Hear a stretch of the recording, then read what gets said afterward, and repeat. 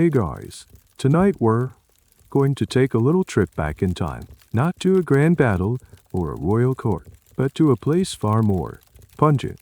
We're heading to the heart of the 19th century, to the biggest, richest, and arguably the filthiest city on earth, London. It's a journey of the senses, though frankly, if you could actually smell what we're about to describe, you might not make it through the first day. This is the story of progress, but also the story of an epic, citywide stink. So, before you get comfortable, take a moment to like the video and subscribe, but only if you genuinely enjoy what I do here. And hey, drop me a comment below and let me know what city you're listening from and what time it is for you. It's always cool to see where everyone is tuning in from. Now, dim the lights. Maybe turn on a fan for that soft background hum, and let's ease into tonight's journey together. The carriage door swings open, and you step out. You've just arrived in London, the heart of the British Empire, the center of the world. Your head is filled with dreams of opportunity, of progress, of the marvels of the Industrial Revolution. But the first thing that greets you isn't a grand sight. It's a smell, and it's not just one smell. It's a thick, complex tapestry of odors that hits the back of your throat with an almost physical force. You try to take a breath, and you instantly regret it. First, there's the smoke. A heavy, acrid blanket of coal smoke pouring from a million chimneys, from the grandest factories to the humblest homes. It stings your eyes and leaves a gritty film on your tongue. Underneath, that is something more organic, more earthy, the ever-present smell of horse manure. Thousands upon thousands of horses pull cabs, carts, and omnibuses through the streets, and the city airs, in essence, their giant litter box. But you push past those top notes, and you find the deeper, more unsettling layers of the city's perfume. There's the sour stench of unwashed humanity, packed shoulder to shoulder in the sprawling tenements. It mingles with the smell of rotting vegetables and animal entrails tossed into the gutters. And beneath it all, faint but persistent, is a uniquely foul scent rising from the ground itself. A damp, sulfurous odor of decay. It's the smell of a city choking on its own waste. A city whose foundations are literally soaked in sewage. This is your welcome to London. A handkerchief, you quickly realize, is a laughably inadequate defense. You stand there for a moment, trying to acclimate, trying to isolate the individual sense in this overwhelming olfactory assault. Is that the metallic tang of a nearby ironworks, the yeasty aroma of a brewery, the chemical sharpness of a tannery? The Victorians who lived here developed an entire geography of scent. They could tell which part of London they were in simply by the dominant smell in the air. This, you realize, is a skill you'll have to learn quickly. What's truly strange is seeing people bustle past you, seemingly unfazed. The gentlemen in their top hats, the ladies with their parasols, the street urchins darting through the crowd. They all breathe this air as if it's the purest mountain breeze. Historians still debate just how much the average Londoner was accustomed to this assault on the senses. Did they become nose-blind to the daily stench, their brains simply filtering out the constant foulness? Or was it a constant, low-level form of suffering they simply had to endure in silence? Looking at their soot-stained faces and weary expressions, you suspect it's the latter. Many people at the time truly believed in the miasma theory, the idea that diseases like cholera and typhoid were spread by bad smells, by the foul air itself. While the theory was technically wrong about the mechanism, it's the germs, not the smell. They weren't far from the truth. The places that smelled the worst were, unsurprisingly, the places teeming with the deadliest bacteria. The air doesn't just smell bad. It feels unhealthy. It feels like a warning as you clutch your luggage and prepare to find your lodgings. You can't shake the feeling that you are breathing in sickness with every gulp of air. The grand dream of London is already tarnished, coated in a fine layer of soot and grime. As the daylight begins to fade, the air doesn't get cleaner. It gets thicker. The smoke from all those chimneys, which had been rising during the day, now begins to cool and sink, clinging to the damp evening air. You look up at the sky, or where the sky should be, and you notice something else is descending upon the city. It's not just the darkness of night. It's a blanket, It descends upon the city like a slow, silent invasion. You're watching the gas lamps flicker to life, their pale yellow light pushing back against the encroaching twilight. When you first notice it, the air, already thick with smoke, is becoming tangible. It's a fog, but unlike any clear coastal mist you might have imagined. This is a London particular, a pea super. It rolls in from the river, a dim, natural fog, but as it creeps through the streets, it marries with the city's exhalations. It scoops up the millions of tiny, unburnt particles of coal dust, the sulphurous fumes, the miasma of the streets, and churns them into a heavy, suffocating blanket. The color is grotesque, not white, but a greasy, yellowish brown, sometimes tinged with an oily black. It looks, as its name suggests, like a vile, thin soup, and it tastes just as bad. You can feel the grit of it between your teeth, a constant reminder that you are literally chewing on the city's pollution. Within minutes, your world shrinks to a radius of a few feet. The grand buildings you glimpsed earlier have vanished, swallowed by the murk. The gas lamp across the street is now just a faint, blurry smudge, a ghost of a light that offers no guidance. The sounds of the city become warped and treacherous.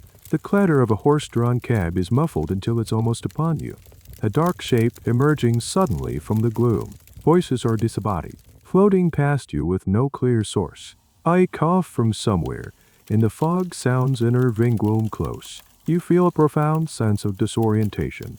You could be anywhere. You take a few steps, arms slightly outstretched, and immediately feel the cold, damp brick of a wall you didn't see. You see figures, shadows really, moving cautiously. Some hold lanterns, but their light barely punches a hole in the oppressive darkness. This is the perfect cover for the city's less savory characters. You instinctively clutch your belongings tighter, aware that a pickpocket could bump into you and disappear into the gloom before you even registered what happened. The fear in the city during these fogs is palpable. You learn later about some of the more bizarre realities of the pea superess. Stories abound of farmers driving cattle to the Smithfield market, only for the fog to descend so quickly that the bewildered animals would get lost and wander right into people's homes through open doors. They're great, horned heads suddenly appearing in a family's sitting room. It's a comical image, but it speaks to the sheer, blinding totality of the smog. It wasn't just an inconvenience. It was a force of nature corrupted by man, a phenomenon that could halt the world's greatest city in its tracks. Historians and scientists today are still working to understand the precise chemical cocktail of these fogs. They know the main ingredients were sulfur dioxide and particulate matter from the low-grade, high-sulfur coal everyone burned. But the exact interaction of these elements with the water vapor and other pollutants, and how this varied from one fog event to another, is a subject of ongoing academic debate. They analyze letters and diaries describing the taste and smell of the air, trying to reconstruct the specific toxic blend that Londoners were forced to breathe. Was it the acidic nature of the fog that did the most damage, or the fine, sharp particles lodging deep in the lungs? The consensus is that it was a uniquely lethal combination. You decide the street is no place to be. You need to find your lodgings, a small room you've rented in a tenement building. You fumble for the address in your pocket. Though it's too dark to read, you have to rely on memory, counting quarters, feeling your way along the walls like a blind man. The air you breathe is wet and cold, and each inhalation feels like a chore, a scraping effort. You start to cough, a dry, hacking cough that echoes the thousand other coughs you hear around you in the dark. After what feels like an eternity of shuffling and stumbling, you recognize a familiar-looking doorway. Relief washes over you as you push it open and hurry inside, slamming the door shut against the yellow gloom. You stand in the dark hallway, breathing heavily, but the relief is short-lived. The fog hasn't been kept outside.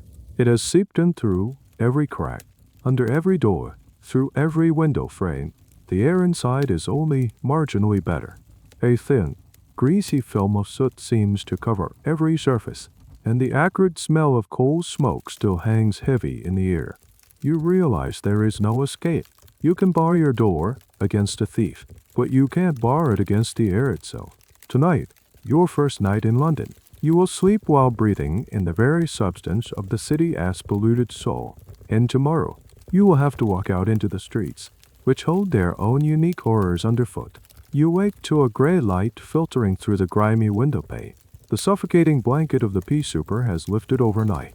But don't for a second think that means the air is fresh. The familiar scent of coal, smoke, and damp decay still hangs in your little room. You slept in your clothes, not wanting to get into the questionable bed. And now you must venture out into the daylight of London.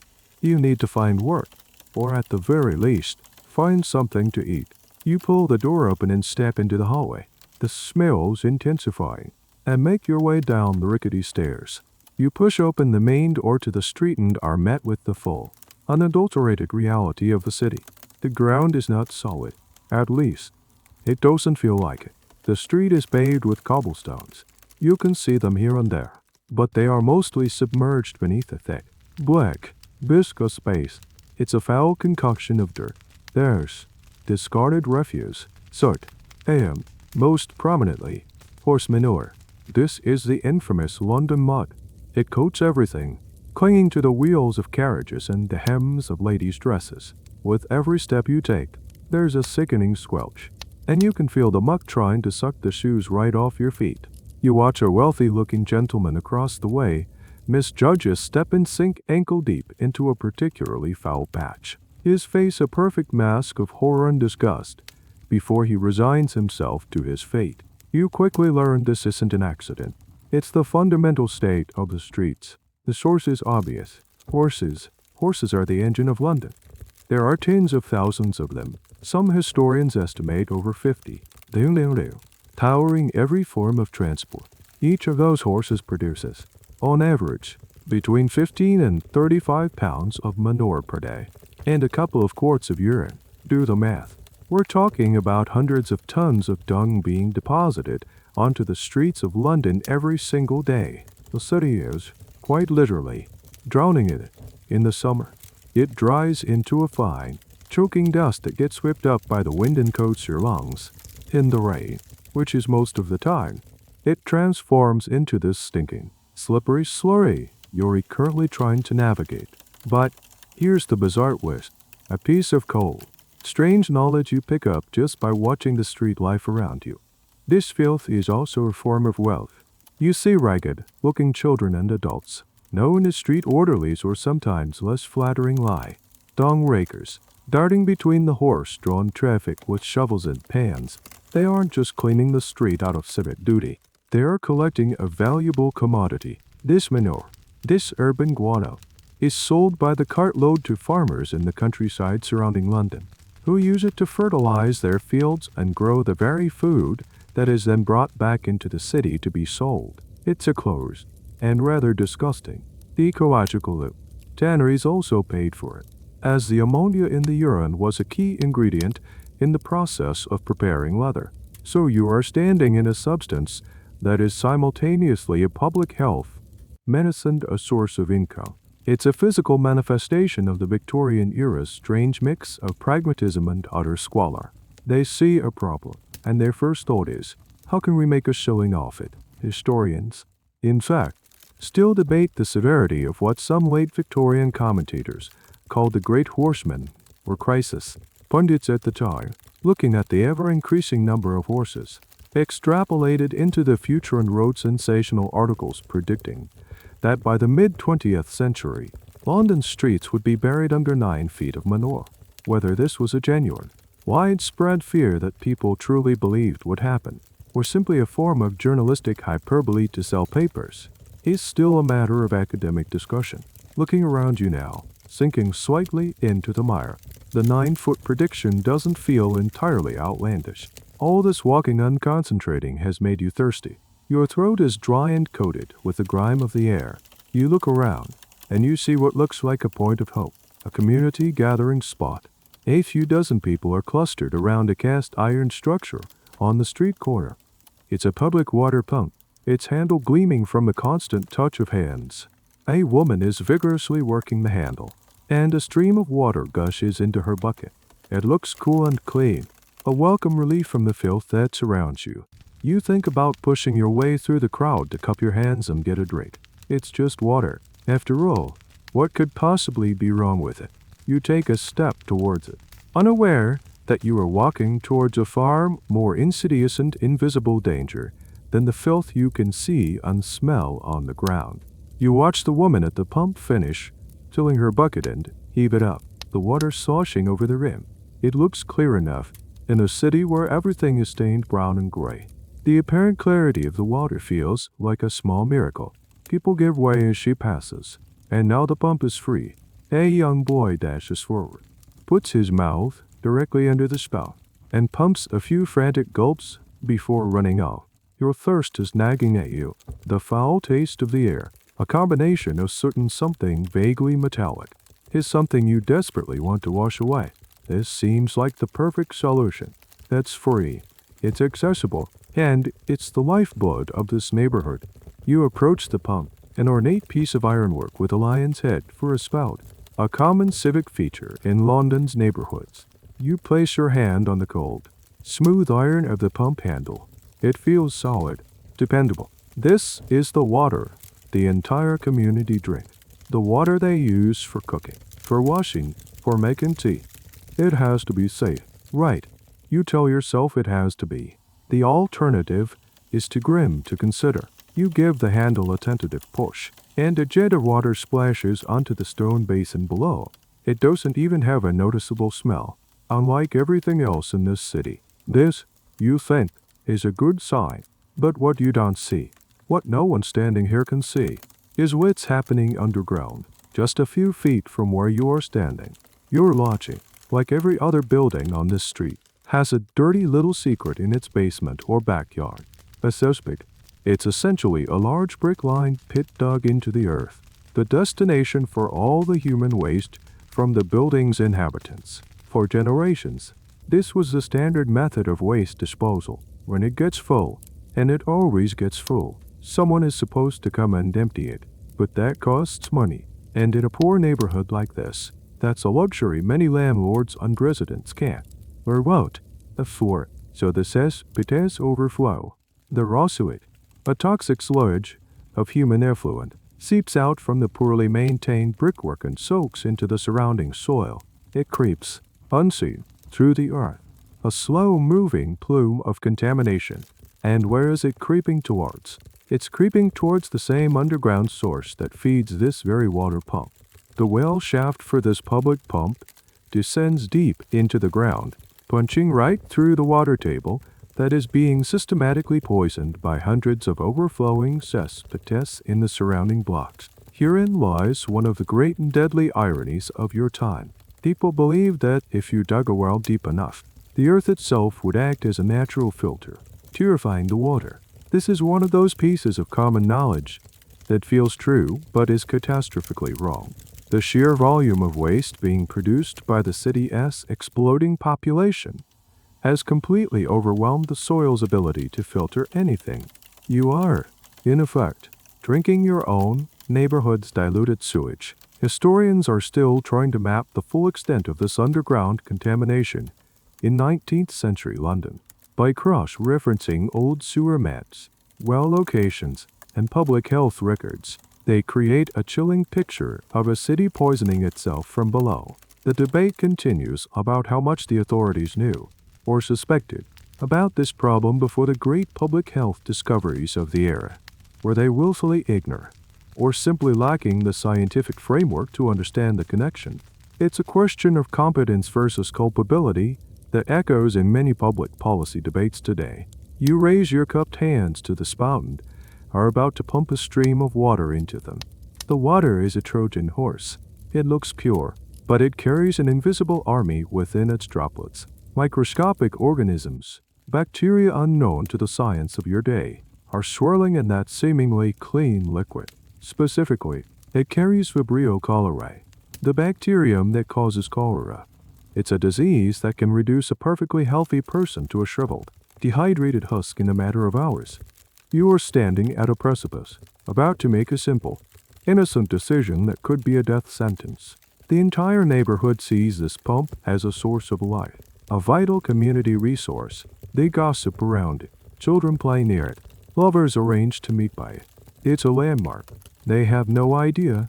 It's also the epicenter of their own destruction, the ground zero for the invisible plague that will soon sweep through these narrow streets, bringing terror and death with it. You hesitate for a second, a flicker of some primal instinct, perhaps, but your throat is so dry. You push the thought aside and pump the handle. The water, cool and inviting, fills your hands. You are about to lift it to your lips. You lift your cupped hands to your lips and drink. The water is cool, slightly metallic, but mostly tasteless. It feels like life. You take another long drink, washing the gritty taste of the air from your mouth. And for a moment, you feel a sense of triumph. You've found a source of clean water in this grimy city. You've cracked one of London's codes, feeling refreshed. You turn from the pump and carry on with your day, trying to find your footing in the endless, bustling streets. The water sits in your stomach, a cool, quiet passenger. You have no idea what it has just unleashed inside your body, or what it is doing to the bodies of hundreds of others who drank from the same lion-headed spout this morning. For a day, nothing happens. Or rather, nothing happens to you, but the atmosphere on your street begins to change. It starts with a cry from an apartment down the hall, a woman's panicked shout, followed by the sound of retching. You think little of it. Sickness is common here, but a few hours later, you see a man being carried out on a makeshift stretcher. His face is pale and shrunken, his eyes sunk deep into his skull. He looks like a man who has aged 30 years in half a day. He is still alive, but barely. His limbs are limp. His skin has a strained, bluish tint. Then another cry from across the street, and another. A ghost is moving through the neighborhood, but it's invisible. It doesn't rattle chains or mow. It simply empties people. The disease, cholera, is terrifyingly swift. 1 minute a person is healthy, working, talking. The next, they are seized by violent cramps and a sickness so profound it purges every drop of liquid from their body.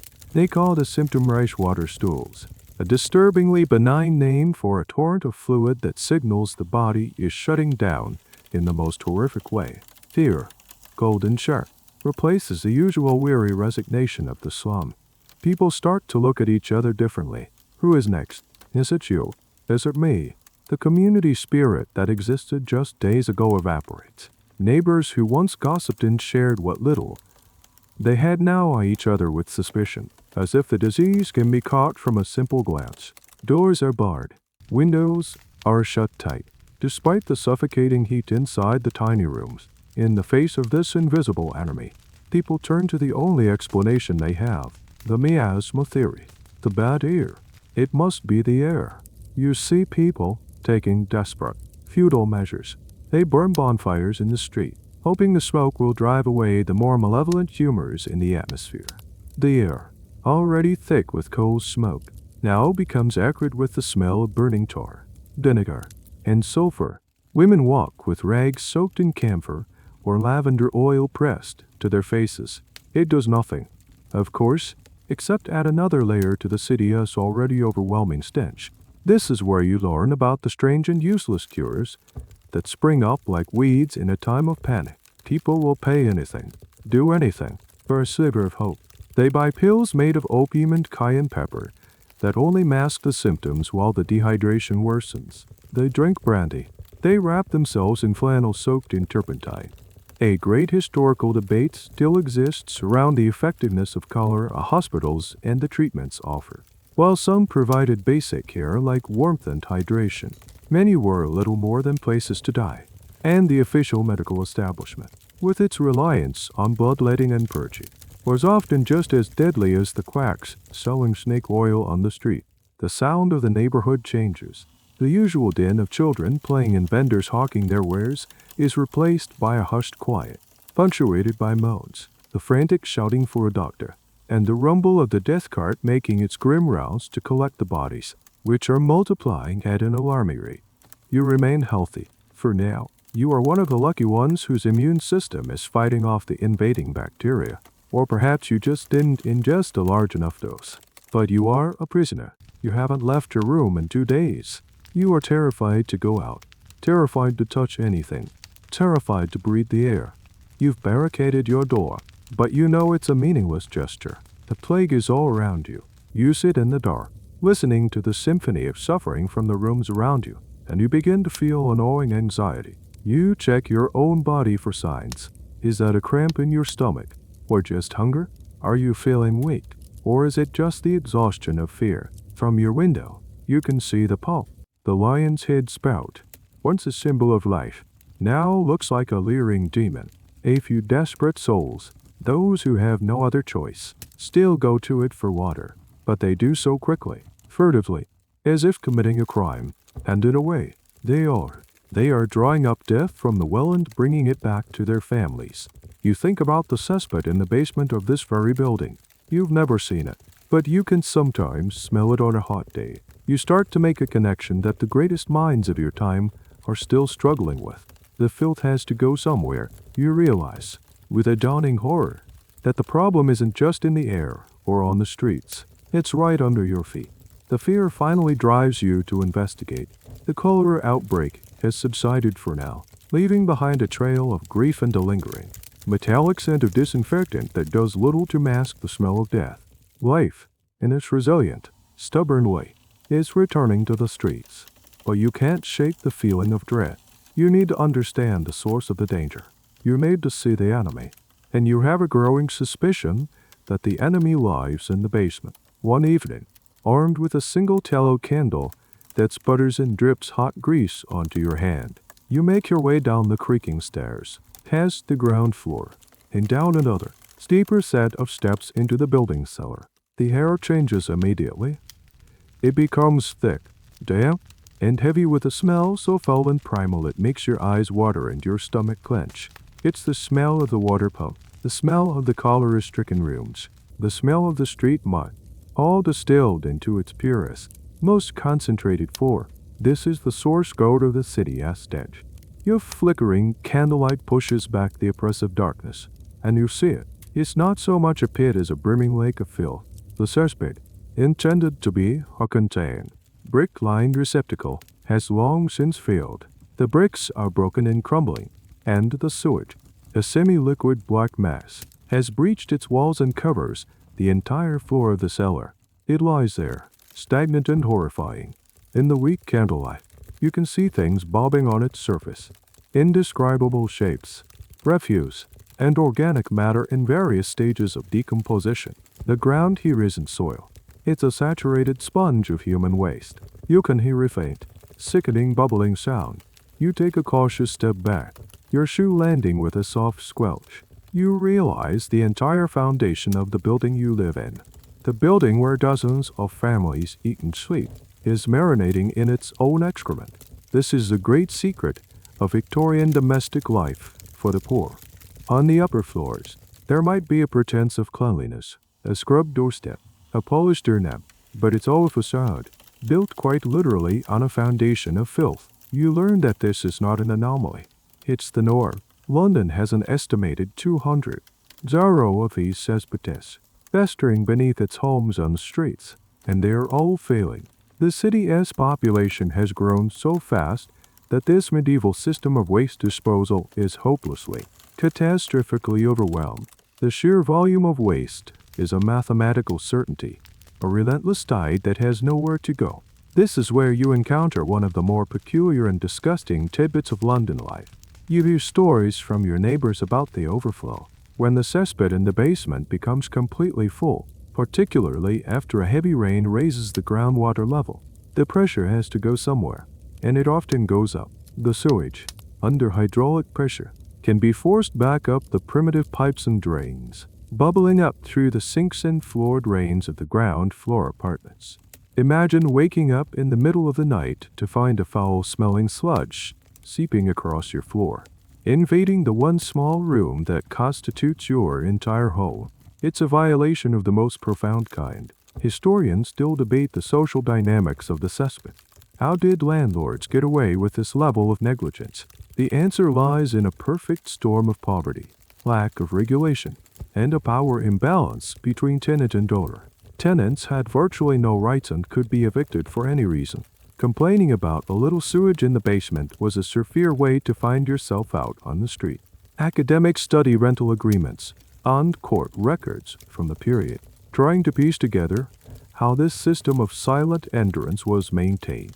Was it pure fear, or also a sense of fatalism, a belief that this was simply the way things were? Standing there in the cellar, candle held aloft, you see the direct, undeniable link between the waste below and the death above. The cholera didn't come from the air. It came from here. It seeped from this pit, into the soil, into the well, into the pump, into the bucket, into the mouths of your neighbors. It's a simple, horrible, physiological chain of events. Dr. Vief, John Snow, a real-life physician of this era, would famously prove this connection by mapping cholera cases and tracing them back to a single contaminated pump on Broad Street. But for now, you are having your own private, terrifying epiphany in this stinking cellar. You feel a wave of nausea, not just from the smell, but from the sheer, crushing hopelessness of the situation. How do you fight this? How do you clean up a problem that is woven into the very foundations of the city? The scale of it is unimaginable. Every house, on every street, has its own festering secret below. As you back away from the brimming filth, shielding your candle flame, you hear a sound from the street above. A scraping, shuffling noise, and the low murmur of voices in the dead of night. They are not the sounds of cholera victims. It's a different kind of nighttime activity, connected directly to the horror in front of you. You retreat from the cellar, your candle casting frantic shadows on the damp walls as you hurry up the stairs. The smell of the basement clings to you, a foul shroud you can't shrug off. You reach the ground floor and push open the heavy front door, drawn by the strange, rhythmic sounds of work you heard earlier. The street is dark, bathed in the weak, silvery light of a half-moon, but there's a pool of yellow lantern light just a few doors down. There, you see them, the source of the noise. It's a crew of 3 men, their shapes dark against the lantern's glow. They are clustered around a horse-drawn cart, upon which sits a massive wooden cask. The air around them is thick with the same suffocating stench from your building cellar, only fresher, sharper. These are the night soil men, or as they're sometimes called in hushed, slightly disgusted tones, gong farmers. They are the city's secrets annotation department, a phantom crew that only operates under the cover of darkness. By law, they are forbidden from working during daylight hours, lest their cargo offend the eyes and noses of the public. You watch, mesmerized by the grim efficiency of their work. They've pried open a stone slab on the pavement, revealing the dark maw of another building suspect. One of them, the Homan, has descended a rickety ladder into the pit itself. You can only see the top of his head and his shoulders. He is standing waist deep in the filth you just witnessed. With a long-handled scoop, he ladles the viscous sludge into a large bucket. When it's full, he yells, and the 2 men above, the top men, haul it up with a rope. Their muscles straining, they work in a practiced rhythm, hoisting and emptying the foul contents into the great barrel on the cart. Scrape, slush, hoist, dump, over and over. You can't imagine a more wretched occupation. And yet, you learn a surprising fact about these men. This job, this disgusting, dangerous, socially reviled work, is one of the best paid manual laboring jobs in all of London. Because the work is so foul, so utterly undesirable, they can command a premium wage. A night soil man can earn more than a skilled carpenter or bricklayer. It's a strange paradox. They are at the very bottom of the social ladder in terms of prestige. Yet financially, they are a cut above many respectable tradesmen. But the high pay comes with a high price. This isn't just unpleasant work. It's lethal. The fumes that rise from the cesspit, a toxic brew of methane, ammonia, and hydrogen sulfide, can kill a man in minutes.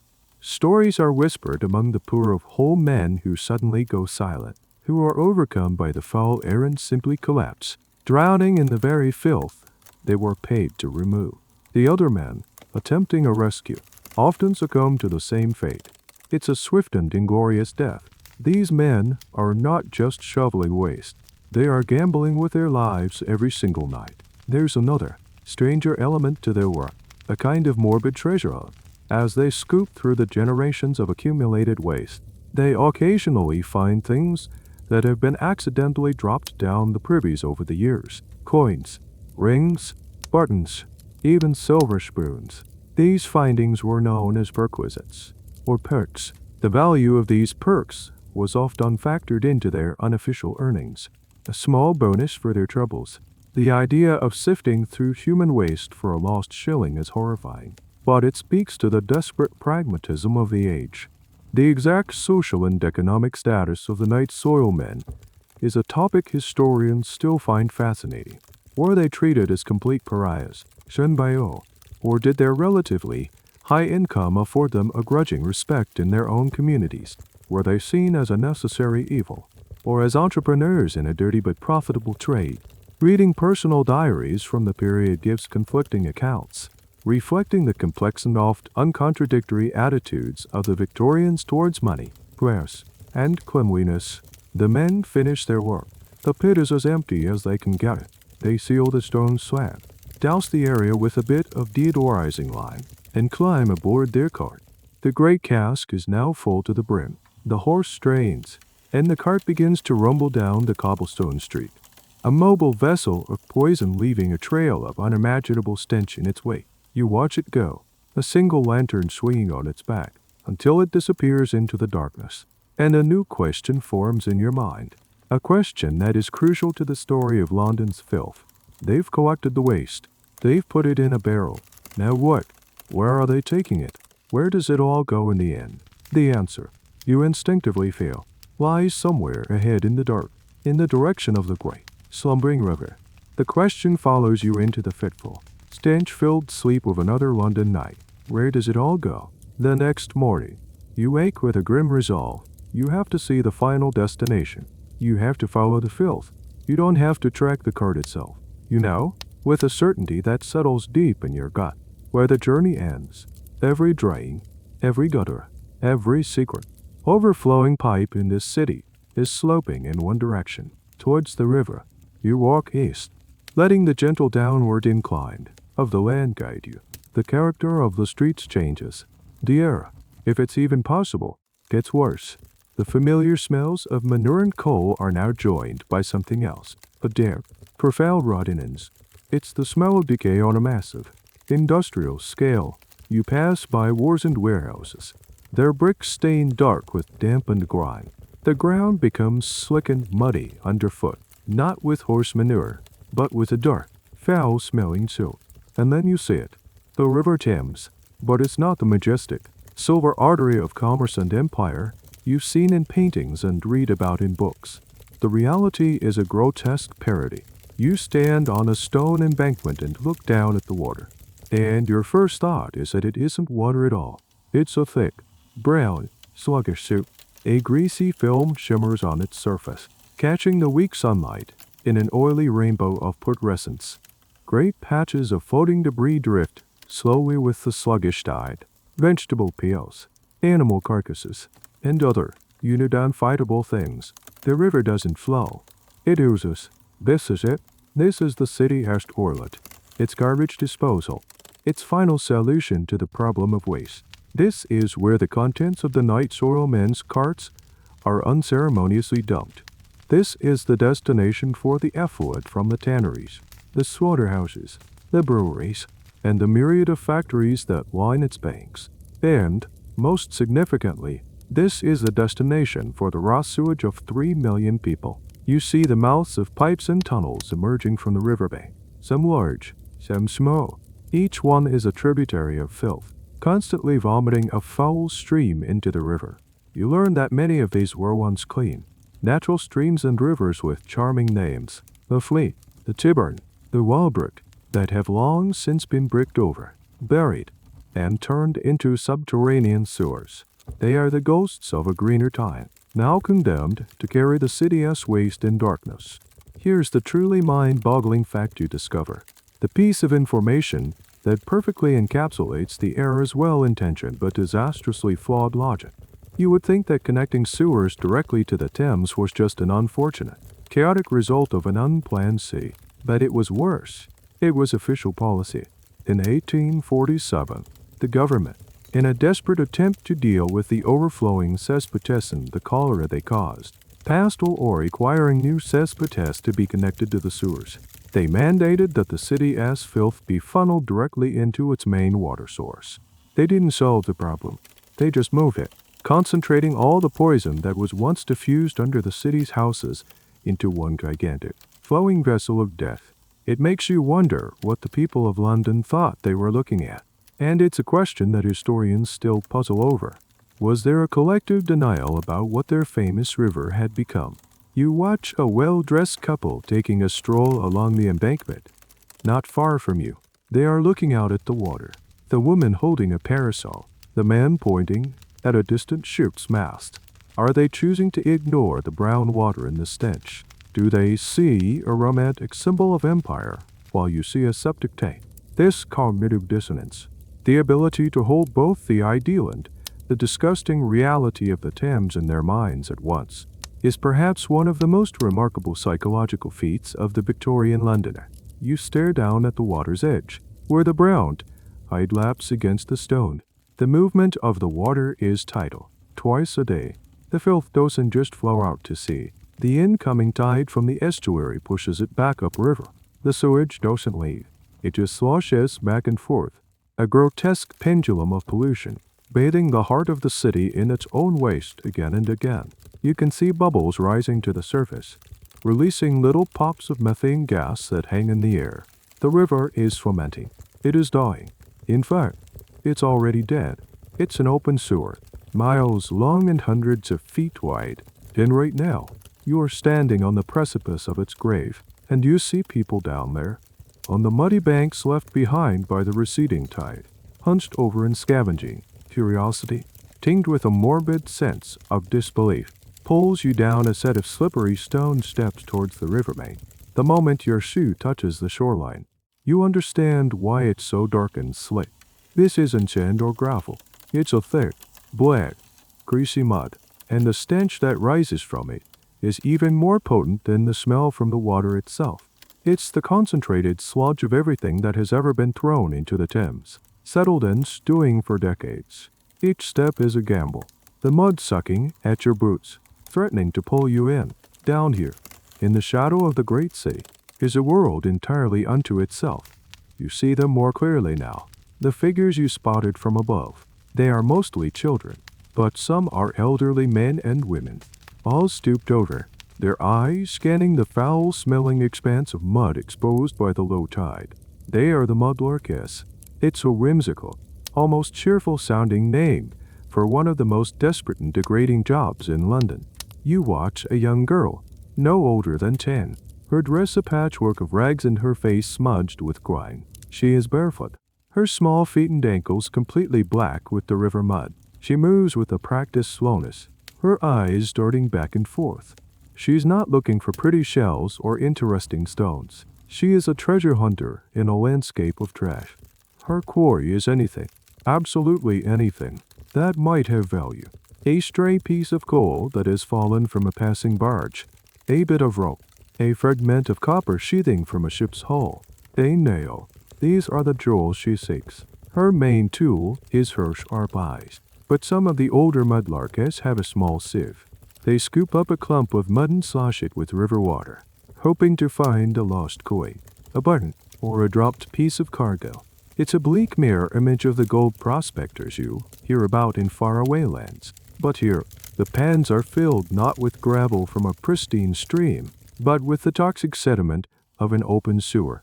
You learn that this is not a hobby. It's a full-time, desperate means of survival.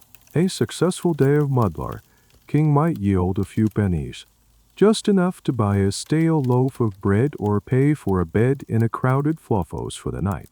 They are the bottom feeders of the urban ecosystem, living off the scraps and refuse of the wealthiest city on earth. What's truly shocking is the danger they face every single day.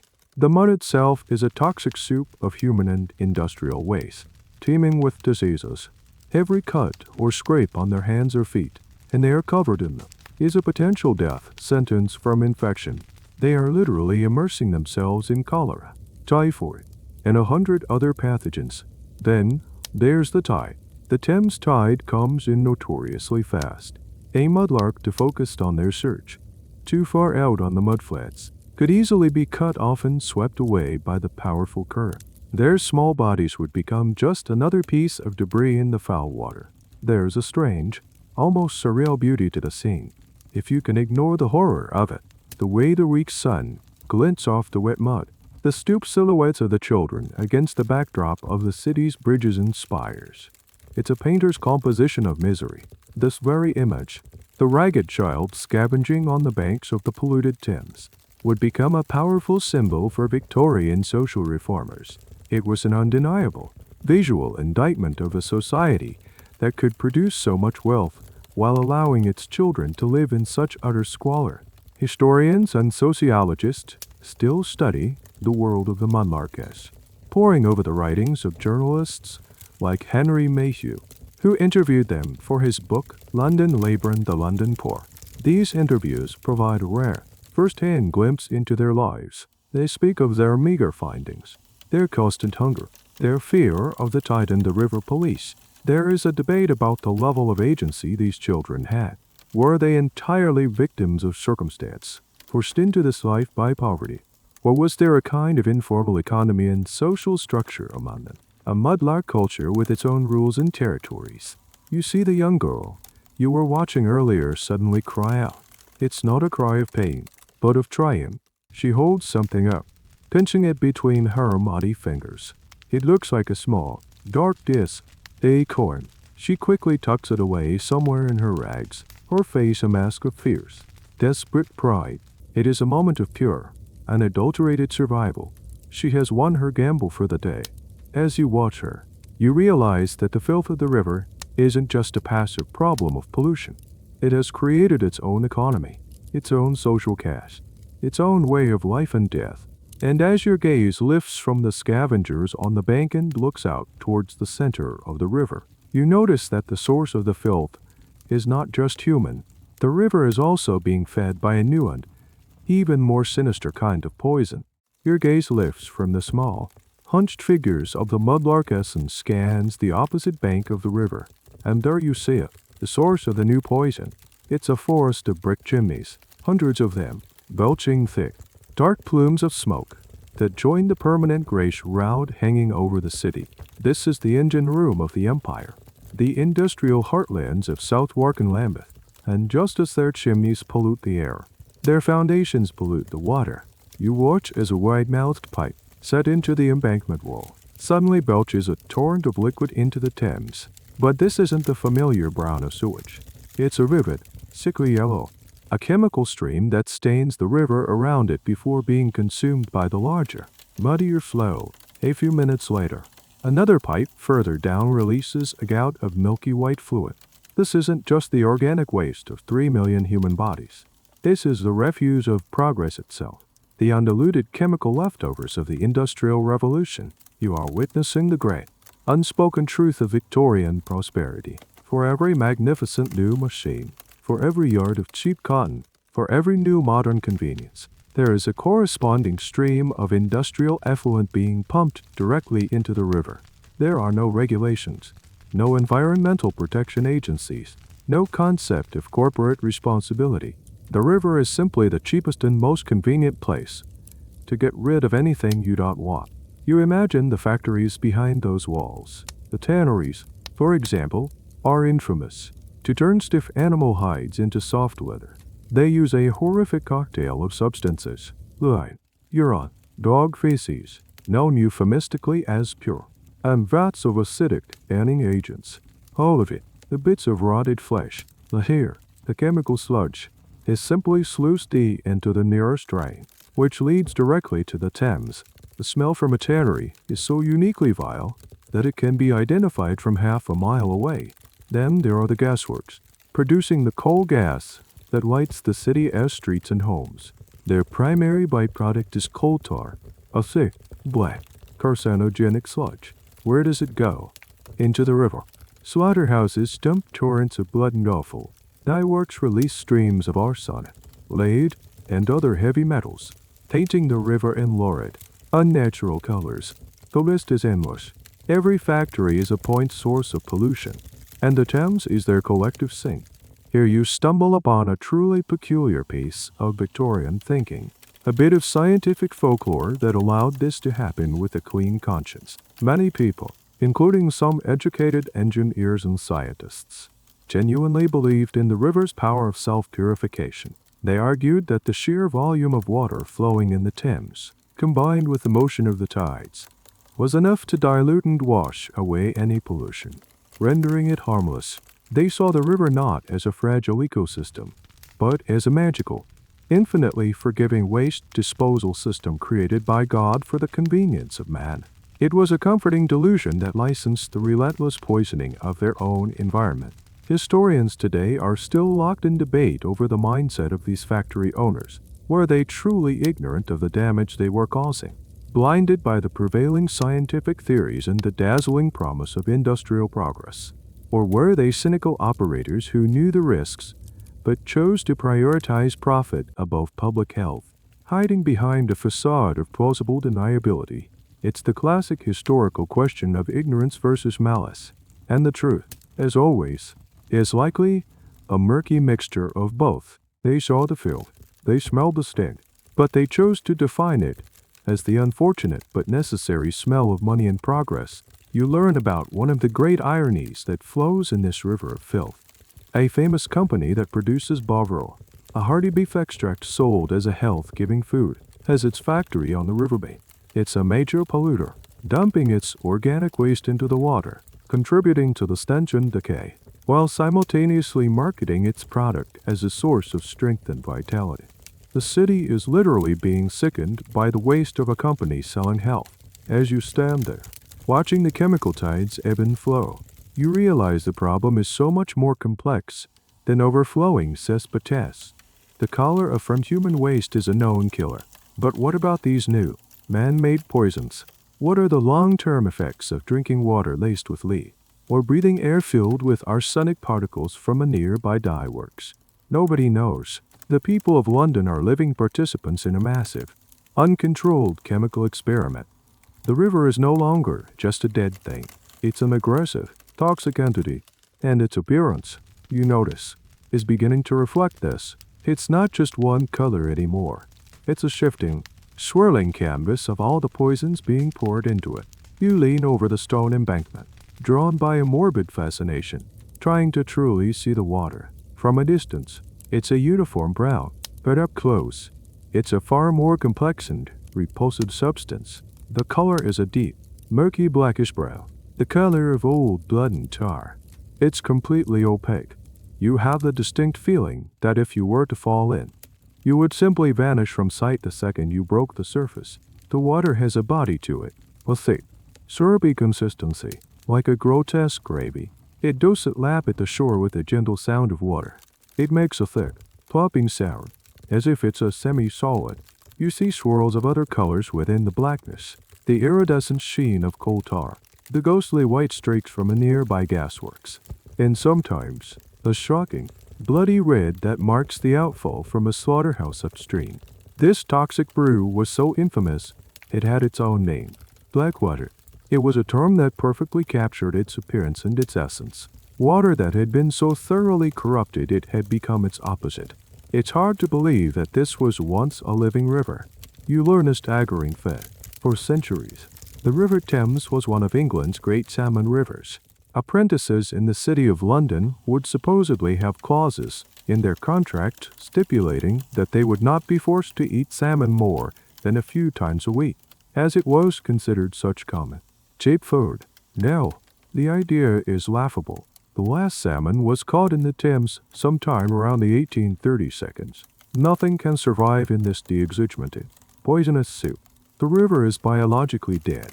This leads to a quirky, but telling, political anecdote you pick up on. For years, it had been a tradition for the British cabinet ministers to hold an annual whitebait dinner at a pub in Greenwich. Downstream, they would feast on the tiny, silvery fish that were a Thames delicacy. But by now, in the middle of the century, the tradition has become a farce. The whitebait are long gone, unable to survive in the polluted estuary.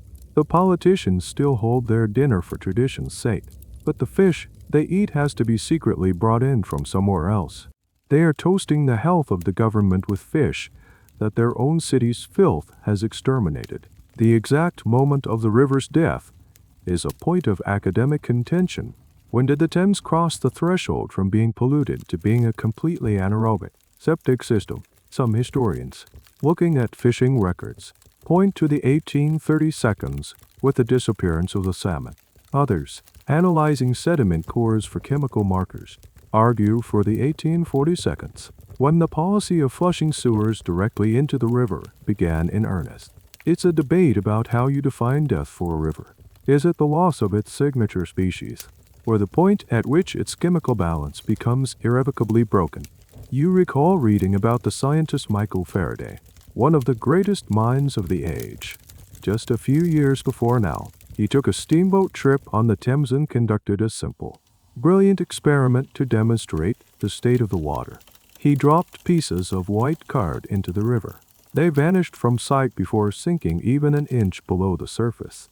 He wrote a furious letter to the Times newspaper, describing the river as a fermenting sewer, its surface covered in a dense scum of fecal matter. He warned that the city was on the brink of a catastrophe. No one listened. You can see what he meant by fermenting. You watch as large bubbles of gas rise from the murky depths and pop on the surface, releasing a puff of foul air. It's the smell of the grave. This is methane and hydrogen sulfide, the gases of decomposition. The river is not just a passive conduit for filth. It is an active, rotting entity. It is digesting the city's waste and breathing out poison. This, you realize with a sinking feeling, is the normal state of the Thames. This is business as usual. This is the baseline of disgust that Londoners have learned to live with. But as you stand there, a bead of sweat trickling down your temple, you notice the air is unusually still. The sun, a pale disk in the hazy sky, beats down with a surprising intensity. It's the beginning of June. It's getting hot, and you have a sudden, terrible premonition. What happens when you take this miles long, open sewer, this simmering pot of black water and filth, and you hit it?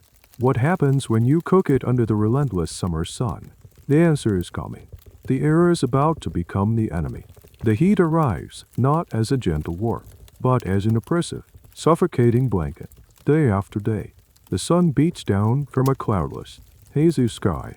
The city as brick and stone absorb the heat and radiate it back, turning the narrow streets into ovens. The air is still, without a breath of wind to offer relief or disperse the city's permanent, smoky pall.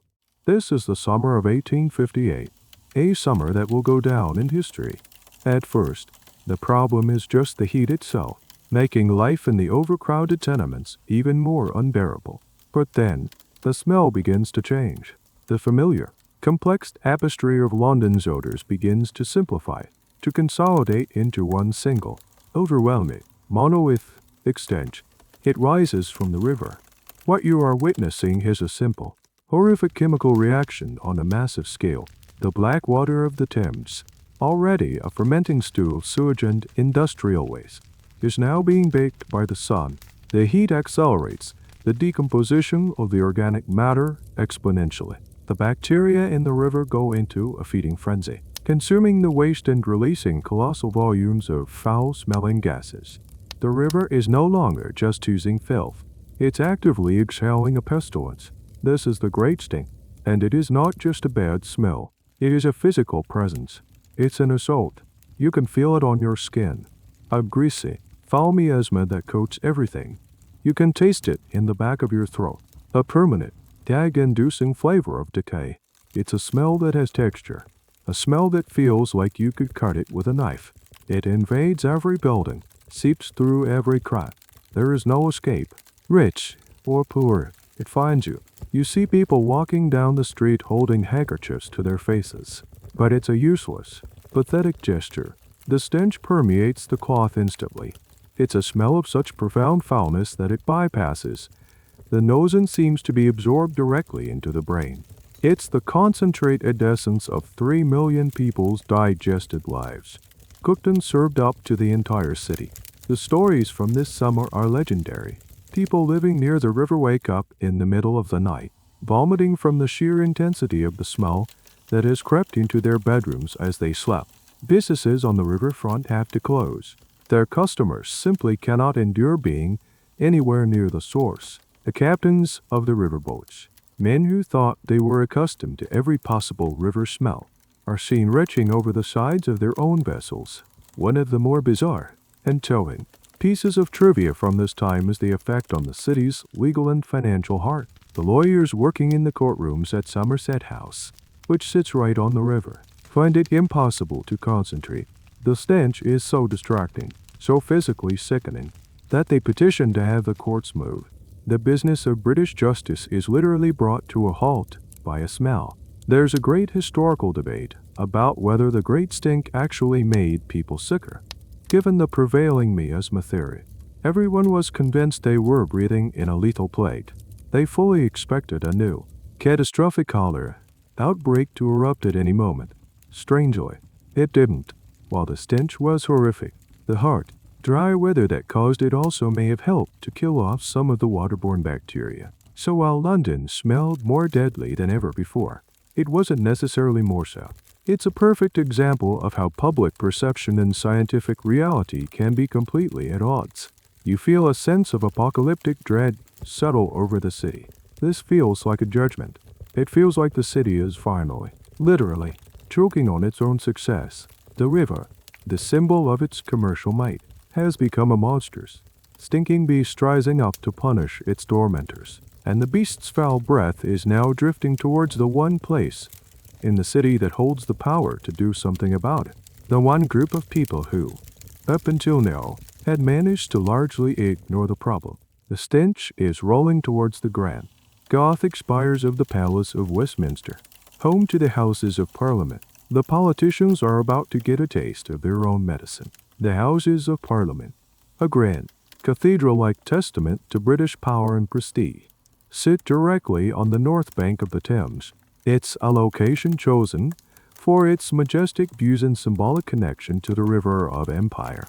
In the summer of 1858, this prime real estate becomes a frontline position in an unwinnable war against the stench. The very air in the halls of power becomes a political issue. You can imagine the scene. An honorable member of Parliament stands up in the House of Commons, ready to deliver a passionate speech on colonial policy or a new tax bill. He opens his mouth to speak, but instead of grand rhetoric, he inhales a wave of putrid air so foul it makes his eyes water and his stomach turn. This is not the refined atmosphere of debate. It's the raw, undeniable stench of a city's failure.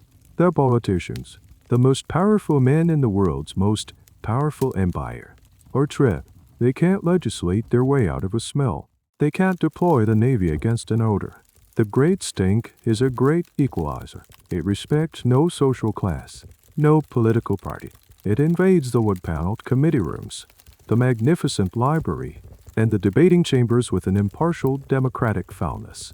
The initial response is one of denial and increasingly desperate, almost comical. Stopgap measures. The first line of defense is at the windows. The building's extensive, ornate windows facing the river are ordered to be sealed shut, but the stench, Augusarius, insidious enemy, simply seeps through the frames and under the doors. It finds 100 other ways in. The grand ventilation system, designed by the famed Dr. David Bosworth, which is supposed to draw in fresh air, instead becomes a superhighway for the stink, pumping it directly into the heart of the building. This leads to the next, more famous attempt to fight back. The authorities order that the curtains of the Parliament building be soaked in a solution of chloride of lime, a common disinfectant and deodorizer of the time.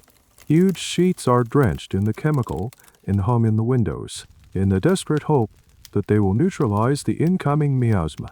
The entire palace of Westminster begins to reek of a bizarre, sickening perfume of chlorine mixed with feces. It's a chemical battle being fought on the soft furnishings of the state. The absurdity of the situation is not lost on the city's newspapers and cartoonists. They have a field day. Drawings appear showing MPs with giant clothespins on their noses, or depicting the Thames as a monstrous skeleton rising from the water to terrorize the politicians. The Chancellor of the Exchequer at the time, Benjamin Disraeli, a man known for his wit, reportedly flees a committee room with a handkerchief pressed to his face, declaring the river a Stygian pool, reeking with ineffable and unbearable horror. There is a fascinating historical debate about the true turning point. Was it just the sheer discomfort of the MPS that finally forced action? Or was it something more? Some historians argue it was the blow to national pride. How could Great Britain project an image of a civilized, dominant global power when its own capital city smelled like a cesspit? Foreign dignitaries arriving in London were greeted by the stench, a national embarrassment that could no longer be ignored. Others argue it was pure, simple fear. The miasma theory was at its absolute peak, and these politicians, despite their wealth and education, were just as terrified as the common person that every foul breath they took was a dose of cholera. They were just uncomfortable. They believed their lives were in danger. Finally, the crisis reaches its peak. In late June, the situation becomes so unbearable that a motion is put forward in the House of Commons to suspend government business entirely and relocate Parliament to a less smelly location, perhaps Oxford or Street Albans. The idea of the British government being driven out of its capital by a bad smell is the ultimate humiliation. It's at this moment that the political will to find a permanent solution finally crystallizes. The problem has literally been shoved up their noses, and they can no longer look away. The time for soaking curtains in chemicals is over. The time for engineering on an epic scale has arrived. The decision in Parliament to do something is a distant rumor in the halls of power. For you, down in the hot, suffocating streets, the problem is immediate and personal. You wake up, and the first thing you do is gag. You try to eat a piece of bread, and it tastes of the river. The great stink is not just an external nuisance. It feels like it has gotten inside you. A permanent taint. You feel a desperate, primal urge to fight back, to create a small pocket of breathable air, a sanctuary in your tiny room. You are not alone. A new kind of commerce is booming in the city. You see signs hastily scrawled in the windows of chemists and apothecaries. CHLORID, OFLIME, TA, CONLYD, FENL, YDSENA, GMIASMA. You join a small queue of anxious-looking people, each waiting to buy a few ounces of the white, Jackie powder. The air inside the shop is thick with a sharp, clean, almost painful smell that stings your nostrils. It's the scent of the chemical itself, and for a moment, it feels like a relief, like an antidote. You take your small paper bag of lime back to your room, following the instructions you were given. You mix it with water in a basin. The powder fizzes slightly, releasing more of that acrid, chlorine-like smell. You take a piece of cloth, a spare shirt, a rag, anything you can find, and plunge it into the milky solution. It stings your hands slightly. You wring it out and hang it over your one window. This is your shield, your chemical curtain against the airborne filth of London. For the first 10 minutes, it seems to work. The sharp smell of the lime chloride overpowers the stench from outside. It's not a pleasant smell, but it's a different smell, and that alone feels like a victory. You breathe it in deeply, feeling a sense of accomplishment. You have taken action. You have fortified your home. But the victory is short-lived. The great stink is a relentless, insidious beast. It doesn't try to break down the door. It seeps through the keyhole. Slowly, inevitably, the familiar smell of decay begins to creep back in. It works its way around your chemical shield, mingling with the sharp scent of the lime. The result is a new, hybrid horror, a stench that is somehow both rotten and sterile. The smell of a corpse being ineptly embalmed. The futility of your effort is crushing. You have only succeeded in creating a more complex and arguably more nauseating perfume. You look out your window and see this same futile gesture being repeated everywhere. Damp cloths hang from the windows of neighboring tenements. In the wealthier squares, you hear stories of servants being tasked with soaking entire sets of lavish brocade curtains in the stuff. The whole city is engaged in this desperate, useless ritual. Tons of lime chloride are being sold and deployed. Cartloads of it are being spread on the streets near the riverbanks, turning the foul black mud into a slightly less foul-looking gray sludge. but doing nothing to stop the smell. This frantic activity has become a subject of intense interest for later historians. The core debate is psychological. Did people genuinely believe this was working? Or was it a mass performance of control in an age of overwhelming anxiety, when the air itself felt like an enemy? The simple act of doing something, of cleaning, of hanging a cloth, of spreading a powder, was a way to manage fear. It was a ritual to create the illusion of safety, a placebo for the collective mind of the city. Perhaps they knew it was useless, but the alternative, doing nothing, was psychologically unbearable. You learn about the other, even stranger, methods people were using. Some burned barrels of tar in the streets, adding a thick, choking smoke to the already polluted air. Others walk around sniffing pomander filled with fragrant herbs, or light pastels of incense in their homes. Every home becomes its own little laboratory of smells, fighting the great stink with smaller, more personalized ones. It's a chaotic, olfactory war, and everyone is losing. As you stand in your room, breathing in the bizarre cocktail of rotten chemicals, you realize the truth. The problem is too big. It cannot be fought with a damp rag or a barrel of tar. You cannot deodorize a river. You cannot disinfect an entire city's atmosphere. All these efforts are like trying to bail out the ocean with a tikka. The solution, if there is to be one, cannot be a surface-level fix. While everyone is looking up at the air, trying to purify the invisible, you look down at your worn-out shoes. You know you have to go out tomorrow, and you are reminded that even if you could solve the problem of the air, there is still the very solid, very disgusting problem right under your feet.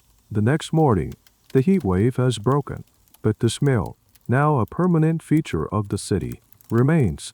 A miserable, drizzling rain is falling, which doesn't wash the stench away, but seems to beat it down closer to the ground, making it thicker and more intimate. The rain has transformed the street again. The thick, manure-laden paste of London mud is now a liquid, flowing slurry. Crossing the street is no longer just a matter of getting your shoes dirty. It's a serious logistical challenge. You stand on the corner, looking at the street you need to cross. It's a river of filth.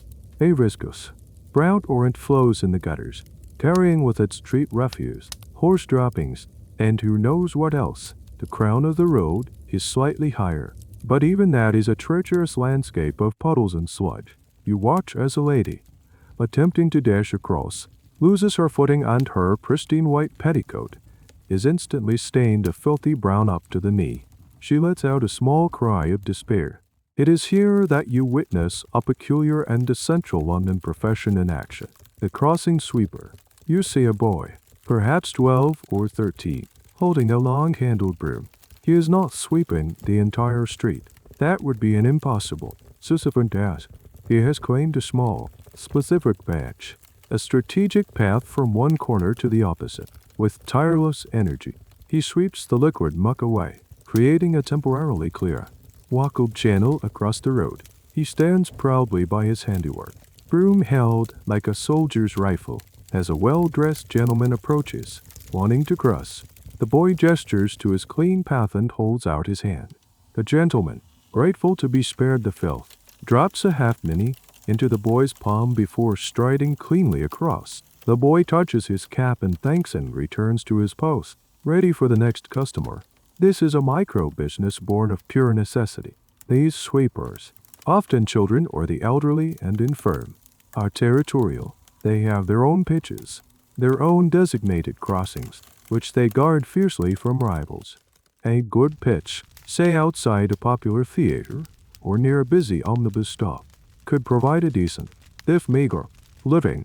It's another example of the city as strange, bottom-up economy, where a public failure, the failure to keep the streets clean, creates a niche for private enterprise. You decide to pay the price. You have an appointment, a slim chance at a job, and you cannot afford to arrive looking like you've been wading through a sewer. You give the boy a nod.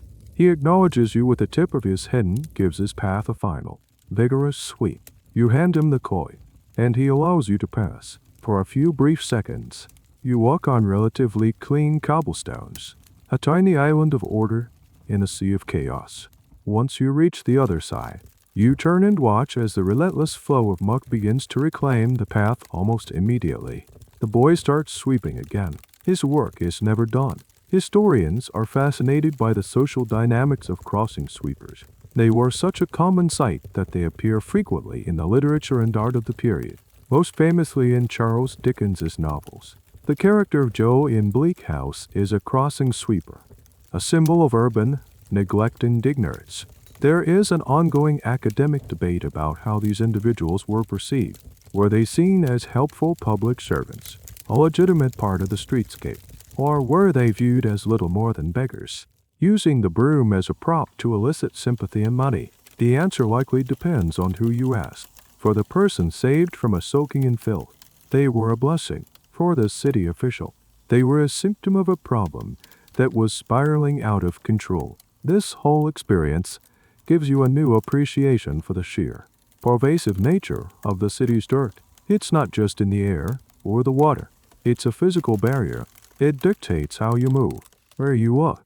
The filth alters your behavior, forces you into small, daily transactions you never would have imagined. It's a constant, low-level tax on your energy and your wallet. You finally reach the building where you hope to find work. You've managed to keep your shoes and trousers relatively clean. Thanks to the crossing sweeper, you feel a small sense of pride in your accomplishment. You brush yourself down, trying to look as respectable as possible, and enter the building. You get the job, a menial task in a warehouse. The pay is barely enough to live on. That night, you return to your small, rented room. Exhausted, you collapse onto the bed, and as you lie there, you feel something bite your ankle, then another bite on your arm. You sit up, slap at your skin, and realize with a jolt of horror that you are not alone in this room. You have roommates, and they are legion. The bites are small, sharp, and intensely itchy. You frantically slap at your ankles and arms in the dark. You light your precious candle, the flickering flame casting long, dancing shadows on the grimy walls.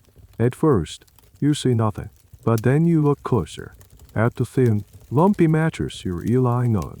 You see them, tiny, reddish-brown specks, moving with a horrifying speed, bed bugs, and once you see them everywhere, in the seams of the mattress, in the cracks of the wooden bed frame, on the pillow. But they are not your only uninvited guests. You feel a tickle on your neck and swipe at it. You bring your fingers into the candlelight and see a louse, pale and translucent, squirming between them. A wave of revulsion washes over you. You stand up and shake out your clothes, and a few more drop to the floor. Your skin begins to crawl with a phantom itch. The psychological torment of infestation. This is the hidden, intimate reality of poverty in Victorian London. You are never truly alone. Your living space, your clothes, your very body are shared with a teeming ecosystem of parasites. Fleas, lice, and bed bugs are not an occasional nuisance. They are a constant, inseparable part of daily existence for the vast majority of the city's population. The overcrowded conditions are a paradise for them. They spread from person to person, from room to room, with unstoppable ease. You think back to the warehouse where you now work. It's a grimy, dusty place, filled with sacks of grain and crates of goods from all over the empire.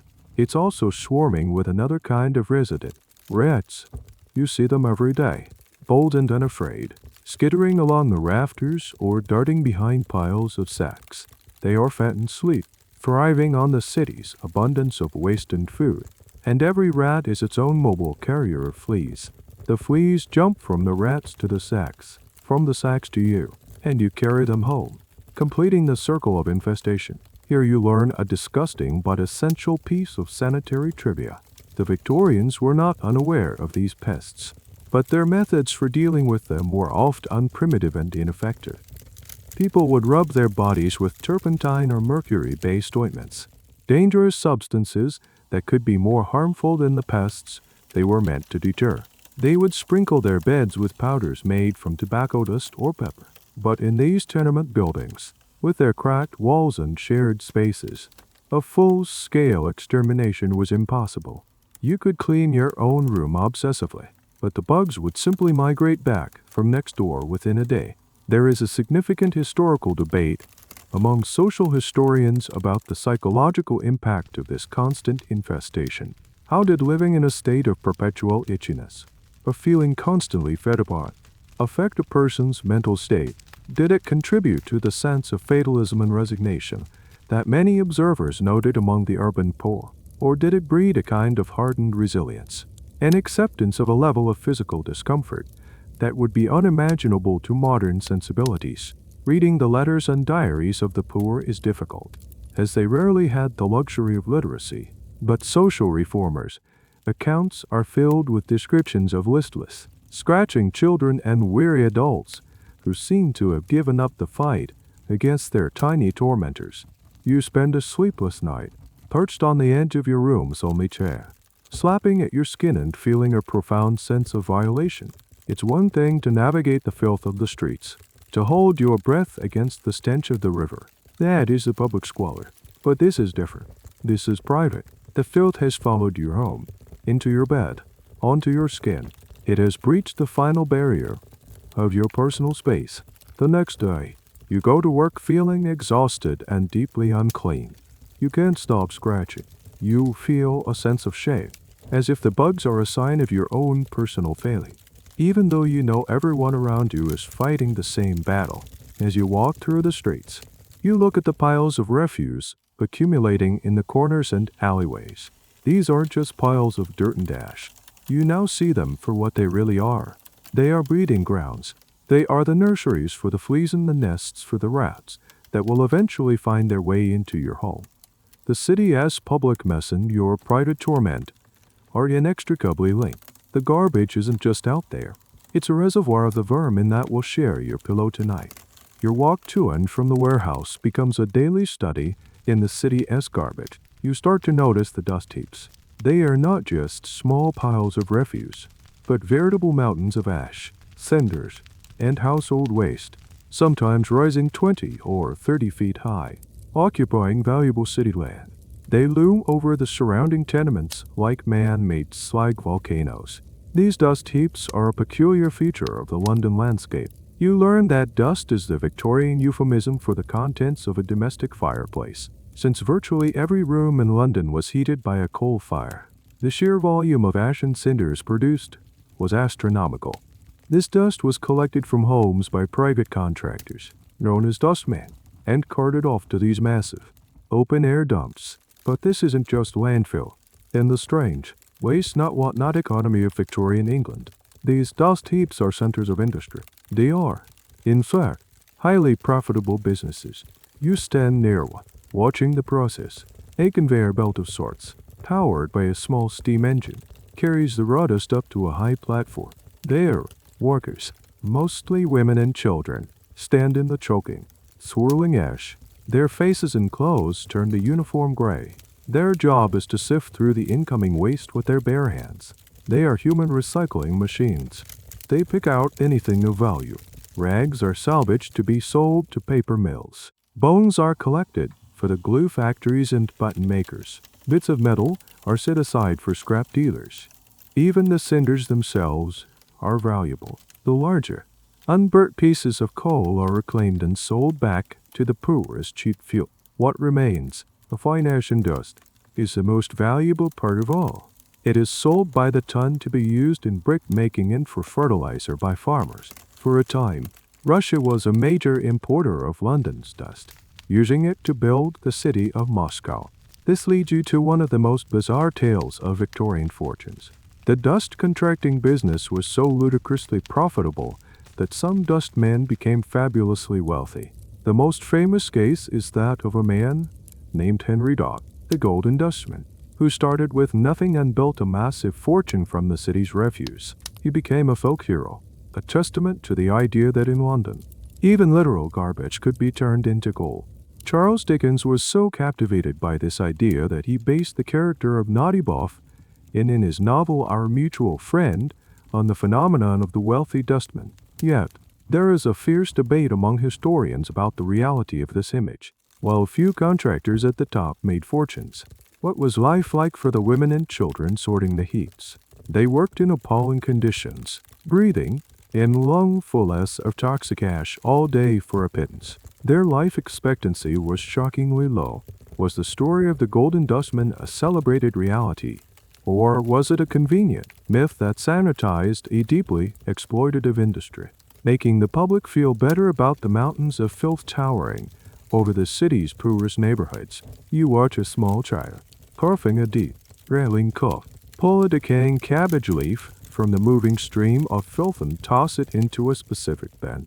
The contrast between the immense wealth being generated by this heap and the abject poverty of the people working on it is stark and dizzying, and these official dust heaps only account for a fraction of the city's waste. For every organized collection, there are 1,000 acts of casual, everyday dumping. You see people emerge from their homes and simply toss their household refuse into the street. Shopkeepers sweep the day's grime from their floors directly onto the pavement. The gutters are treated as public garbage disposals. This creates another problem. The street kids and scavengers known as TCRS or mudlarks of the street. They comb through the fresh piles of street garbage, looking for anything edible or sellable. A dropped piece of fruit, a discarded bit of cloth. They are in direct competition with the city's population of strayed dogs and pigs, which were surprisingly common, roaming the streets and acting as unofficial, four-legged sanitation crews. As you turn away from the dust heap, it's great, choking clouds settling on your shoulders. You feel a sense of being trapped in a cycle. The city produces waste on a scale never before seen in human history. It tries to manage it, to profit from it, but the sheer volume is overwhelming. It piles up in the streets, breeds the vermin that infest your home, and creates a permanent, filthy landscape that is the backdrop to every single moment of your life. The weight of it all feels immense, not just the physical weight of the trash, but the psychological weight of living in a world that is perpetually, inescapably dirty. And the dirt is made worse by one final, crucial factor: the sheer number of people crammed into every available space. The job at the warehouse, as grueling as it is, provides just enough income to keep you from starving. But your living situation remains desperate. You exist in a single room, a space perhaps 10 feet by 12 feet. And you are not alone. You share this room not just with the vermin, but with another family. A curtain, a thin, ragged piece of cloth hanging from a rope, is the only thing that separates your corner from theirs. It offers a sliver of visual privacy, but it's a meaningless barrier against sound and smell. This is the reality of the tenement slum. Overcrowding is not just common. It is the fundamental organizing principle of life. Buildings designed to house one family are carved up into a dozen tiny, single-room dwellings. You are living in what the social reformers of the day are starting to call a rookery. A dense, labyrinthine warren of buildings packed with a terrifying number of people. Your roommates are a man, a woman, and their 3 small children. You can hear every cough, every argument, every cry. When their infant wails in the night, it feels like it's right next to your ear. When the husband and wife have a hushed, angry conversation, you are an unwilling audience to their struggles. The smell of their cooking, mostly boiling potatoes and perhaps a bit of fatty bacon if they're lucky, mingles with the ever-present odors of the unwashed bodies, the damp clothes that never seem to fully dry, and the chamber, pot tucked away in the corner. There is no privacy, no personal space, no moment of true quiet. You learn that your situation is, by the standards of the time, not even that bad.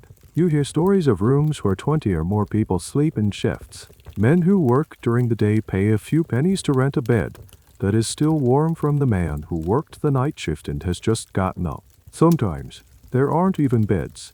People simply pay for a space on the floor, huddled together for warmth. One of the most shocking discoveries you make is about the lodging houses, where people pay by the night for a spot.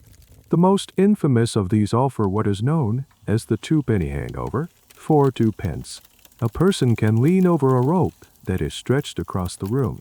You sleep leaning forward, a mass of humanity draped over a rope like laundry. In the morning, the proprietor simply unties one end of the rope, and everyone slumps to the floor. That's your wake-up call. Historians and sociologists are still trying to grapple with the social consequences of this extreme overcrowding. How did it affect family structures? morality, and basic human dignity. The reformers of the era wrote endlessly about the moral contagion they believed was caused by such living conditions. They were horrified by the idea of men, women, and children of all ages and sexes being crammed together, believing it inevitably lead to a breakdown of decency. There is a long-standing academic debate about whether this was an objective reality or simply the projection of middle-class anxieties onto the poor. The reformers saw depravity, but perhaps for the people living it, it was a system of complex social support, a necessary huddling together against a brutal world. You see the toll it takes on the people around you, the constant noise, the lack of privacy, the sheer friction of so many bodies in one small space creates a state of perpetual, low-level stress. Tempers are short. Arguments erupt over nothing. A borrowed pot, a child's cry. Yeah, you also see moments of incredible generosity and cooperation. When your neighbor's child is sick, the mother from the room across the hall comes in with a bit of broth. There is a shared understanding of suffering, a communal knowledge of how to survive in impossible conditions. This intense proximity has another, more deadly consequence. It is the perfect breeding ground for airborne diseases. You are always breathing someone else's air.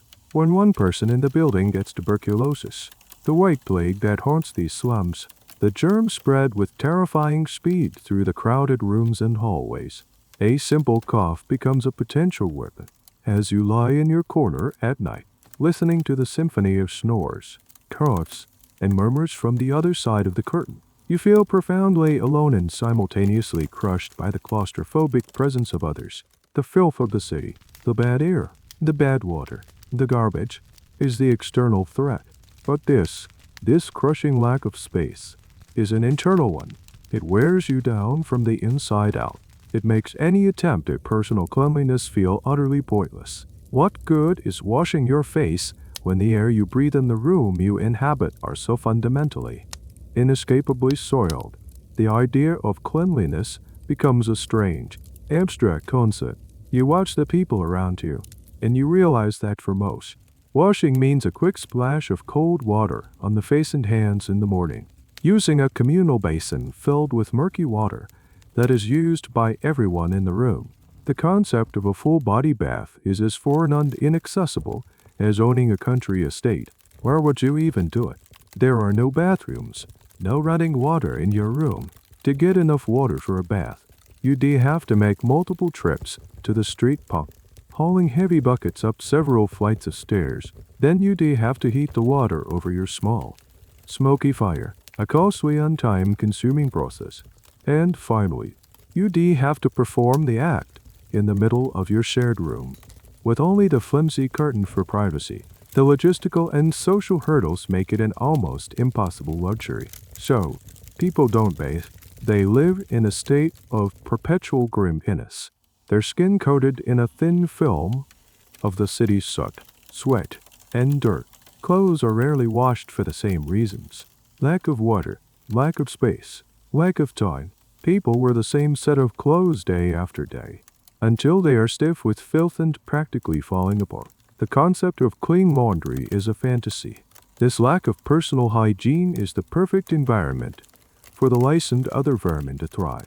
It also means that small cuts and sores, common in a world of manual labor and dilapidated housing, frequently become infected.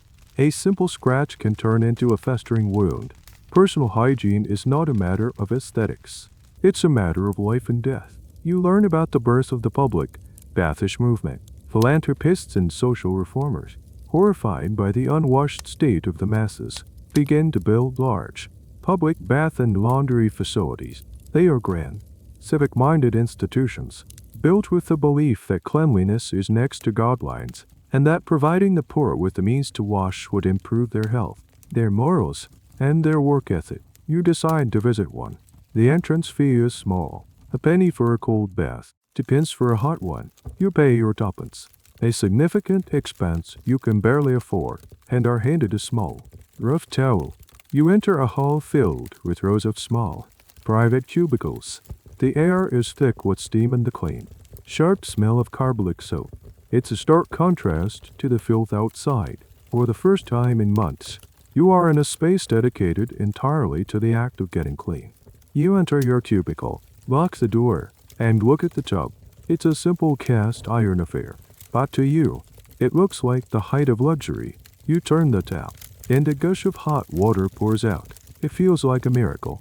You strip off your filthy clothes and sink into the hot water, and the sensation is so overwhelming, so blissful, that you almost cry out. You can feel weeks, months of accumulated grime dissolving from your skin. You scrub yourself with the harsh soap until your skin is red and raw, but it feels wonderful. This experience, so mundane to a modern person, is a profound and almost spiritual event for you. You emerge from the baths feeling like a new person. Your skin is clean. You feel lighter. For a few hours, you have washed away the stain of the city. However, the public bathish movement is a topic of great debate among historians. On one hand, they were undeniably beneficial, providing a vital service that improved public health.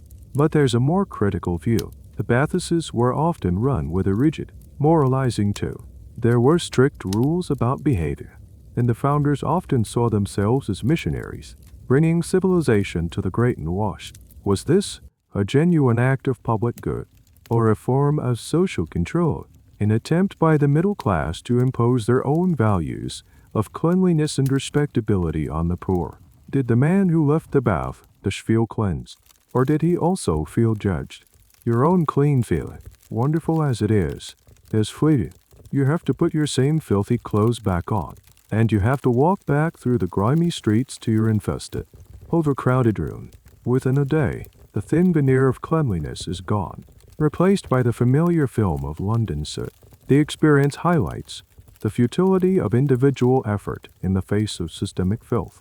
You can be clean for an hour, but you live in a world that is permanently dirty. The bath was not a solution. It was a temporary escape, and as you lie in your bed that night, scratching at a fresh bed bug bite, you are reminded that in this city, death is as common and as ever-present as the dirt. Death is not a shocking or rare event in your world. It is a constant, ambient hum in the background of daily life. You walk down the street and see a small funeral procession for a child, the coffin tiny enough to be carried under one arm. It's a sad sight, but it's so common that people barely turn their heads. The death carts making their rounds during the cholera outbreak were an intensification of the norm, not a departure from it. The mortality rates are staggering. In the poorest districts of London, the life expectancy for a working-class man is somewhere in the low 20s. Infant mortality is even more horrific. It's not uncommon for a woman to give birth to 10 children and have only 2 or 3 survive to adulthood. The sheer, grinding pressure of disease, malnutrition, and squalor sights through the population with brutal efficiency. You see this normalization of death in the way people talk. A neighbor mentions that their youngest child was taken, with a tone of weary resignation rather than shock, fresh grief. It's a sorrow that has been blunted by repetition. There is no time for prolonged, deliberate mourning. The demands of survival are too immediate. A family might grieve for a day, but then they have to go back to work, back to the fight for bread. This leads to some practices that seem callous to an outsider, but are born of grim necessity. You learn that many families are part of burial clubs. Each week, they pay a small premium, a penny or two, into a collective fund. When a family member dies, the club pays out a lump sum to ensure they can have a decent funeral. This is incredibly important. A pauper's funeral, paid for by the parish, was the ultimate mark of shame and failure. Having a proper burial, with a real coffin and a mourned procession, was one of the few ways a poor person could assert their dignity in the face of a life of anonymity and hardship. However, a dark cloud hangs over these burial clubs, one that historians of crime and society find endlessly fascinating. Rumors and accusations of parents, desperate for the payout, neglecting a sick child or even hastening their death, were rampant. The idea of ensuring a child's life was seen as a morbid temptation. There is a fierce historical debate about the extent of this infanticide for profit. Were these accusations a widespread reality, revealing a dark underbelly of desperation, or were they a form of middle-class slander, a way of demonizing the poor and justifying their suffering by painting them as monstrous and immoral. The truth is likely buried in thousands of unrecorded cases, but the fear itself was real and shaped public perception. You also witness the physical reality of dealing with the dead in an overcrowded city. When someone dies in your building, the body may remain in the shared living space for several days, until the funeral can be arranged. The family eats and sleeps in the same room as their dead loved one. It's an intimate, and to an outsider, deeply unnerving proximity to death. The concept of a separate, sterile funeral parlor does not exist for the poor. Life and death are crammed together in the same 10 by 12-foot space. The city's graveyards are another source of horror. They are just as overcrowded as its tenements. Years of burials have filled the churches to overflowing to make room for new bodies. Old graves are dug up, their contents unceremoniously dumped into common pits. Skulls and bones are a common sight, piled up in corners of the churchyard. The ground in these cemeteries is raised several feet higher than the surrounding streets, saturated with the decomposing remains of generations. During heavy rains, a shriveled, black liquid is said to seep from the graveyard soil and run into the cellars of nearby homes. You walk past one of these graveyards, a small patch of green in the gray city, and the smell of decay is palpable. It's another flavor in the city's foul perfume. The miasma theory is in full effect here, with many believing that the effluvia rising from these graveyards is a direct cause of disease for those living nearby. They weren't entirely wrong. The contaminated soil could certainly poison local wells. Living in this environment, you develop a kind of gallows humor, a fatalism that is necessary for survival. You are acutely aware that your own life is fragile, that you could be healthy today and dead tomorrow from cholera, typhoid, tuberculosis, or a simple infected cut. The great engine of progress that powers the city, you realize, is fueled by an endless supply of cheap, disposable liars. Your own is one of them. And perhaps the most insidious killer of all is not the water or the filth, but the very air you are forced to breathe every single second. You've come to accept the daily grind, the constant threat of waterborne disease, and the legions of vermin as facts of life. But you can never quite get used to the air. It's not just the stench, it's the physical quality of it, the feeling that you are breathing something solid. The pea super fogs of winter are the most dramatic example, but even on a clear day, the air is never truly clear. It's a permanent, hazy soup of smoke and chemicals. This is the direct result of the city's addiction to coal. Every factory chimney, every steam locomotive, every domestic fireplace, and there are hundreds of thousands of them, is burning soft, high-sulfur coal.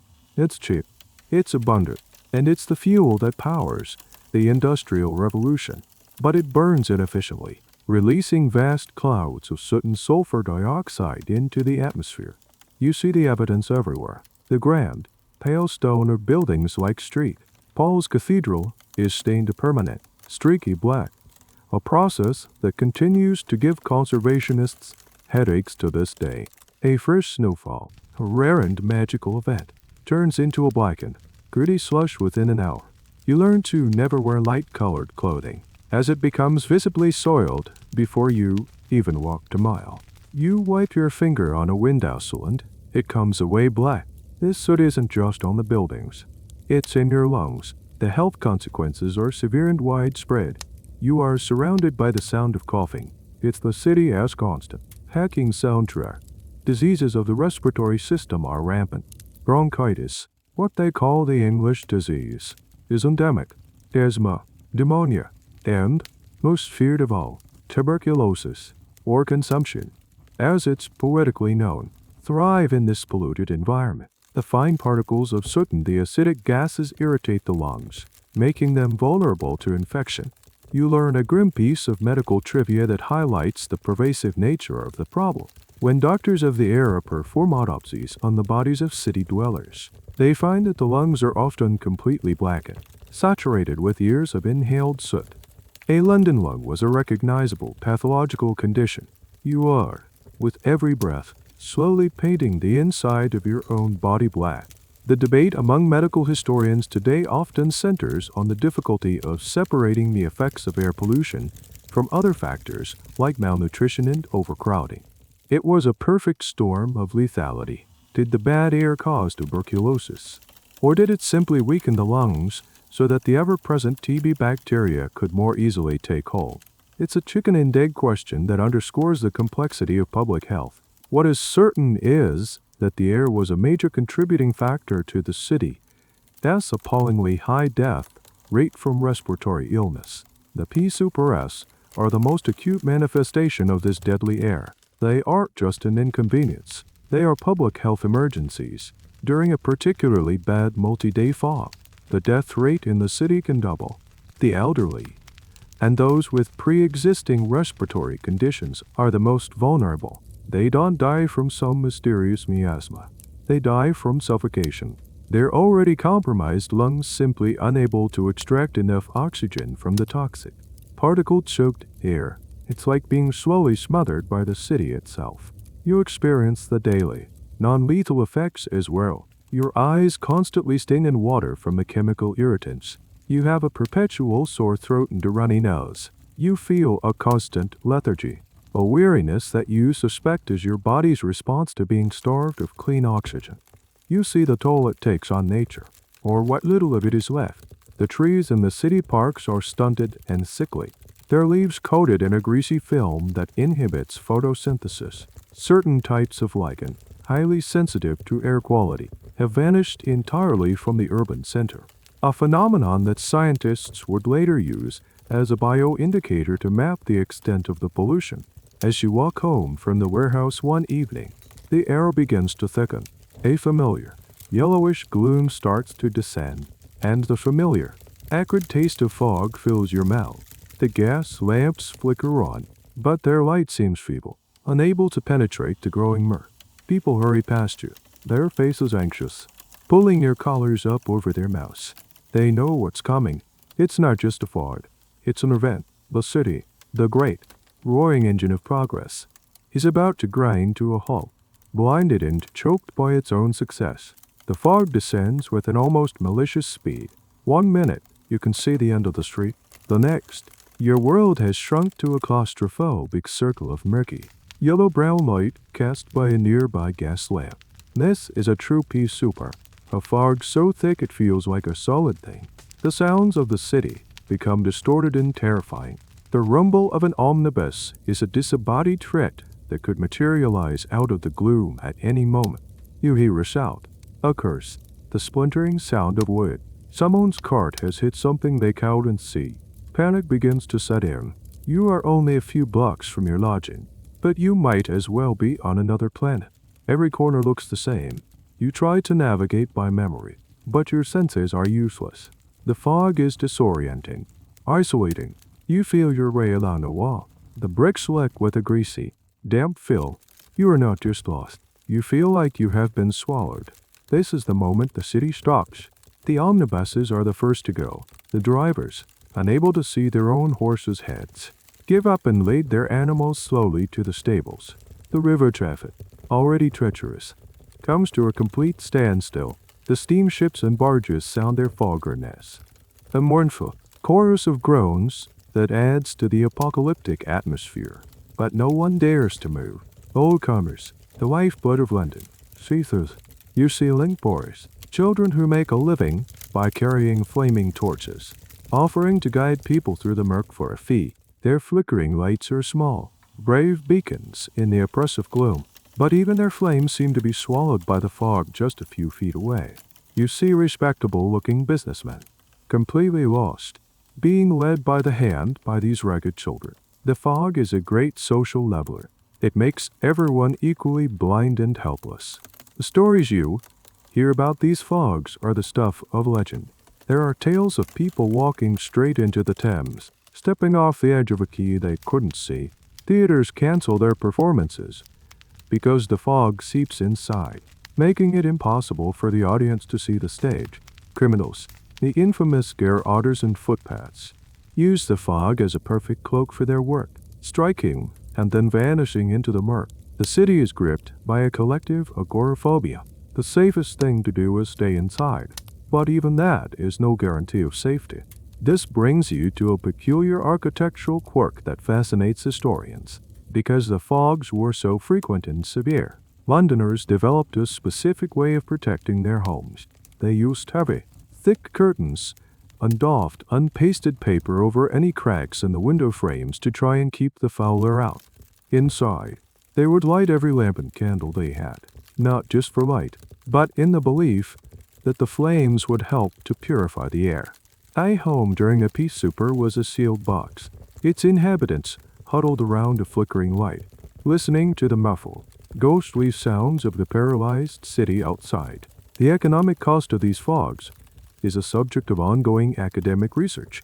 Economists and historians try to calculate the lost productivity, the cost of delayed shipments, the damage from accidents. How much did it cost the world's greatest economy to be shut down for 3 or 4 days at a time, several times a year? The numbers are staggering.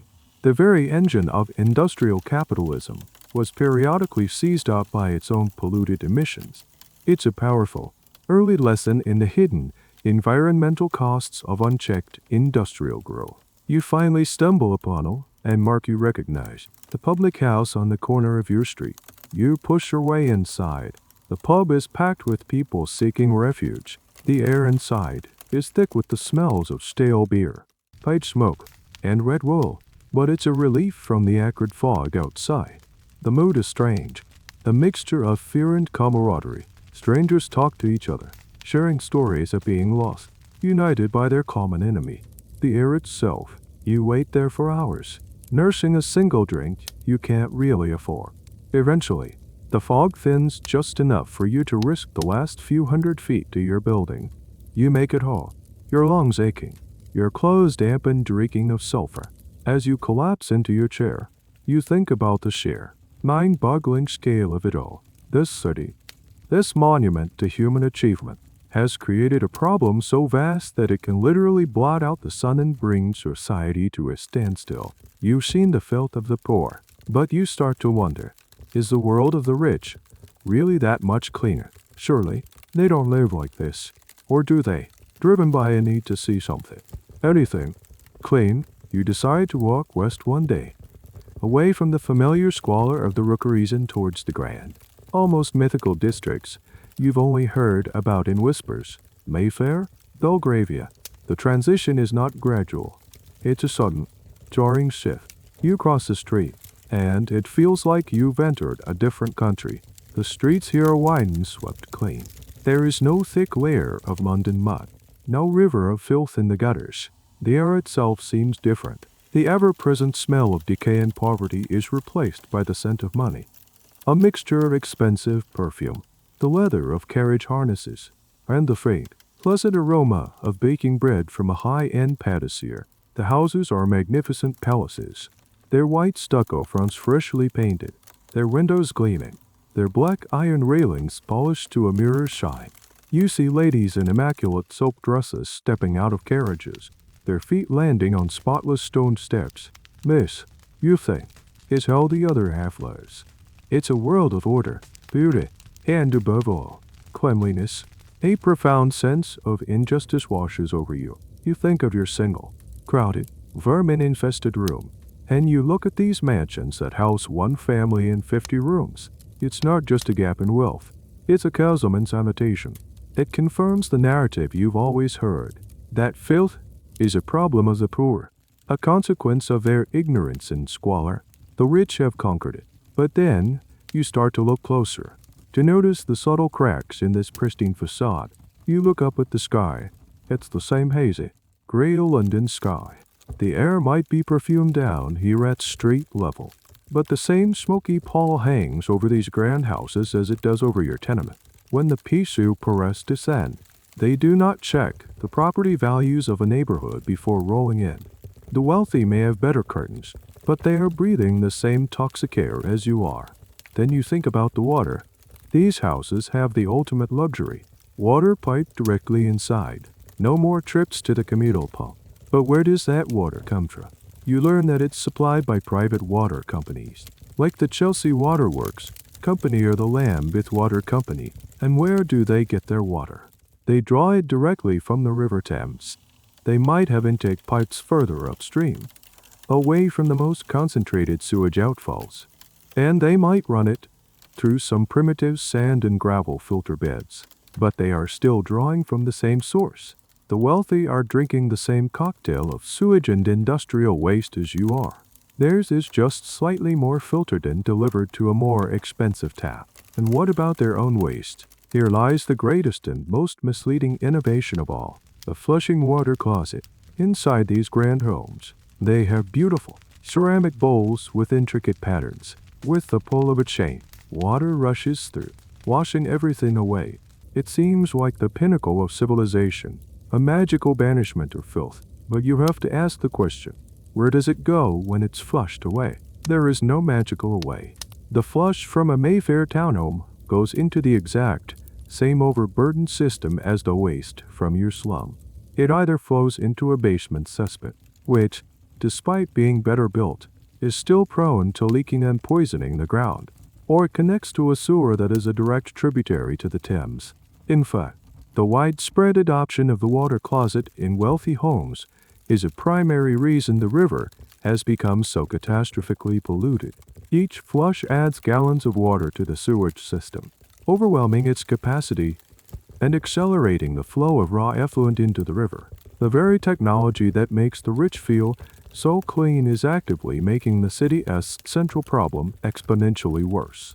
This creates a fascinating debate for future historians. The paradox of the water closet. Was it a genuine step forward in public health, or was it a form of sophisticated hypocrisy? It allowed the wealthy to achieve a new level of personal, domestic cleanliness, while simultaneously outsourcing their own filth on an industrial scale. They didn't solve the sanitation problem. They just bought themselves a more efficient and aesthetically pleasing way to contribute to it, pushing the consequences downstream and out of sight. The academic argument over whether this was driven by ignorance or a conscious out-of-sight, out-of-mind attitude is still very much alive. You realize the cleanliness of this world is an illusion, maintained by an army of invisible servants. It is a maid who scrubs the stoop, a scullery maid who washes the dishes in the basement, a between maid who empties any remaining chamber pots. The rich don't vanquish filth. They pay the poor to handle it for them, standing on that clean pavement. Looking at the grand houses, your perspective shifts. These are not islands of purity. They are gilded funnels, efficiently channeling waste into the same broken system that is killing people in your neighborhood. The rich and the poor are bound together by an unseen network of pipes and drains. United by the water they drink and the air they breathe. The great stink is not a problem of the slums.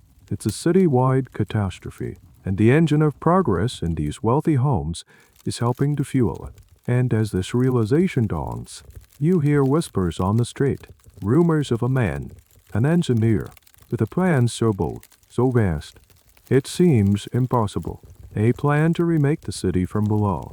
The whispers you heard on the street begin to solidify into something real. In the wake of the great stink, Parliament, in a fit of panicked urgency, has passed a bill.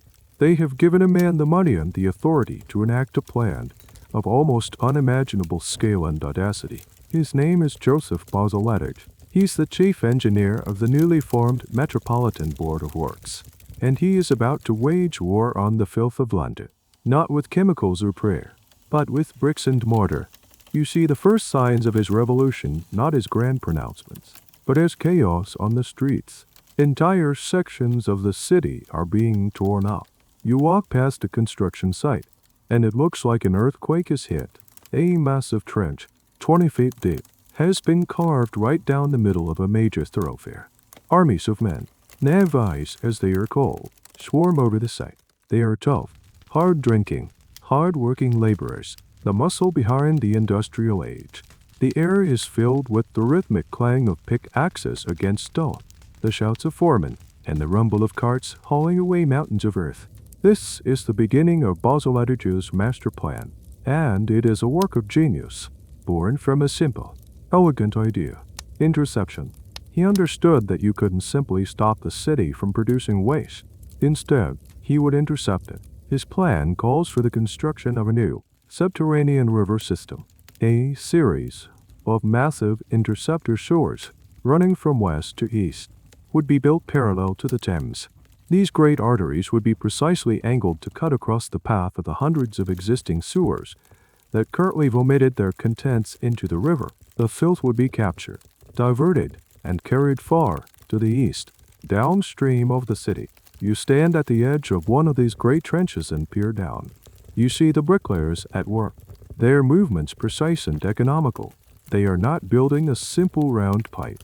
You notice the sewer has a peculiar, distinctive shape. It's like an egg standing on its narrower end. This is one of Basiletich's brilliant, and now famous, innovations. A round pipe would work well when full, but during times of low flow, say, in the middle of the night, the water would spread out, slow down, and deposit its solid waste, leading to clogs. The egg-shape, however, concentrates the low flow into a narrow channel at the bottom, keeping the water moving fast enough to be self-cleaning. It's a simple, elegant solution to a complex problem. The sheer scale of the project boggles your mind. You learn the statistics, and they are astronomical. Over 80 miles of new, main intercepting sewers. Over 100 miles of new local street sewers to feed into them. It would require over 300 million bricks. An order so vast it cornered the market and drove up the price of bricks for years. It required a new type of mortar, stronger and more water-resistant than anything used before. Basilitich championed the use of Portland cement, a relatively new material at the time, ensuring his tunnels would last for centuries. There is a fascinating historical debate that rages to this day about Basilitich's motivations, unscientific understanding. Publicly, he and all the politicians justified the project using the language of the miasma theory. The goal was to stop the smell, to prevent the river from generating the foul air that they believed caused cholera. However, his plans designed to carry the sewage far downstream, well past the water intake pipes for the city's drinking water, was the perfect solution to the waterborne theory of disease transmission championed by Drive. John Snow. So, was Basilitich a secret convert to the germ theory, cleverly masking his true intentions in the politically acceptable language of miasma? Or was he a brilliant pragmatist who devised a single plan that would solve both problems? Whether you believe the disease was in the air or in the water, the historical consensus thus leans towards the latter, that he was an engineer, not a doctor, who created a robust system that worked, regardless of the prevailing medical theory. He built for the future, famously doubling the diameter of the pipes his calculations required, stating, "We're only going to do this once and there's always the unforeseen." You watch as a section of the egg-shaped tunnel is completed. It's a cathedral of brick, a testament to engineering prowess, and it's about to be buried and disappear from sight forever. This rash, heroic undertaking will be invisible to the millions of people whose lives it will save. The construction is a messy, disruptive, and incredibly noisy process. It turns the city into a building site for years. But for the first time since you arrived in London, you feel a flicker of something that isn't dread or disgust. It's a sense of awe. This is progress you can see and touch. It's not the abstract progress of a new factory or a new invention. It's the raw, physical reshaping of the city's very foundations. A direct answer to the suffering you have witnessed. It's a promise, buried in the earth, of a cleaner, healthier future. And as you look back on your journey through the filth, you begin to understand the true, staggering cost of the progress that made this revolution necessary. You stand on the Victoria Embankment, a place that didn't exist when you first arrived. It is a triumph of engineering. The wide, sweeping road and public walkway reclaimed from the stinking mudflats of the Thames. Beneath your feet, deep in the earth, one of Basilitich's main interceptor sewers is silently carrying the city's waste away to the east. The air, for the first time, is noticeably better. The overpowering stench of the river is gone, replaced by the normal, smoky smell of a city. The water of the Thames itself is no longer the thick, black soup you remember. It's still murky and brown, but it looks like water again. It flows, rather than oozes. This you realize, is the result of the underground revolution. The city has been fundamentally raped long. The change didn't happen overnight. It was years of relentless, noisy, disruptive work. But now, as the system comes fully online, the effects are undeniable. The cholera epidemics that once terrorized the population vanish, almost overnight. The death rate begins a slow but steady decline. The Great Stink, once an annual summer threat, is now just a foul memory, a story to tell to disbelieving newcomers. Looking back, you see your journey through 19th century London not just as a tour of filth, but as a lesson in the brutal, paradoxical nature of progress.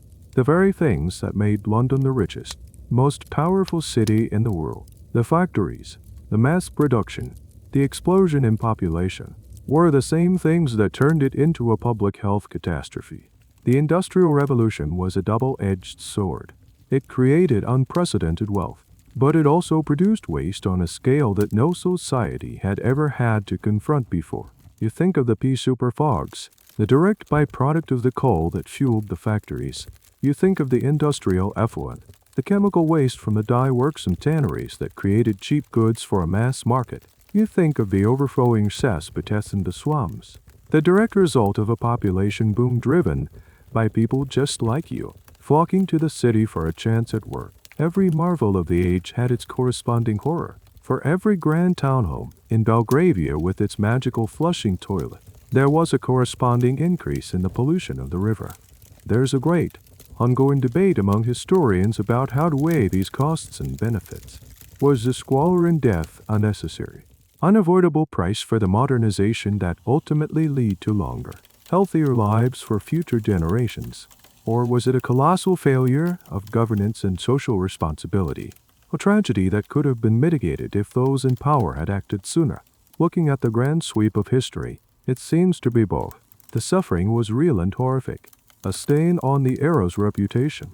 But the solutions that grew out of that suffering, the new sciences of epidemiology and bacteriology, the new profession of public health, the new commitment to large-scale municipal engineering, laid the foundation for the modern city as we know it today. Basel-Letter's sewer system is the perfect symbol of this. It was an incredibly expensive, forward-thinking solution to a problem that had been allowed to fester for far too long. It was progress born from desperation. It cleaned up the city, saved countless lives, and became a model for cities all around the world.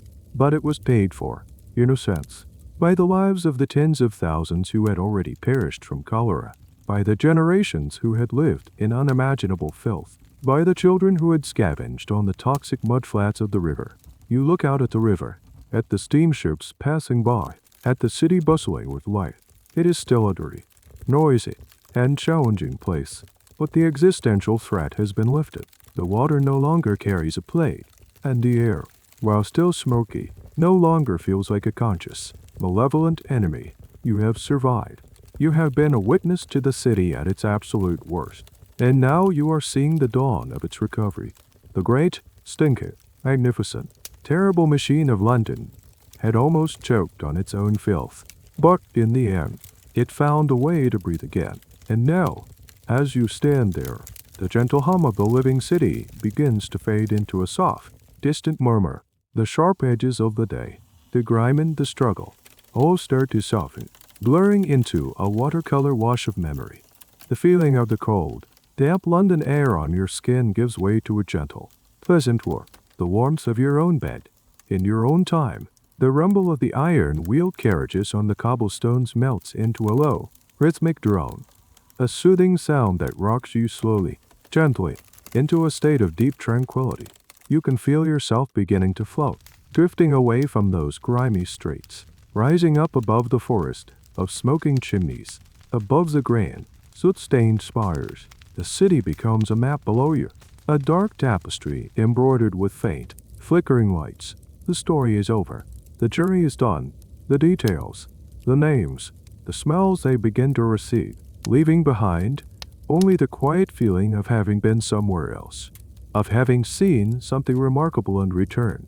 There is nothing left to do now, nothing to see, nothing to fear. The last remnants of the day's thoughts unravel like a loose thread, spinning out into a soft, quiet emptiness. Your breathing is slow and deep, a gentle tide pulling you further and further out into the calm, quiet ocean of sleep. Let the current take you. There is only peace here, in this soft, dark space between wake-up signals and dream. Let your mind be still. Let your body be heavy. The night is here to hold you. The end of the article. Good night.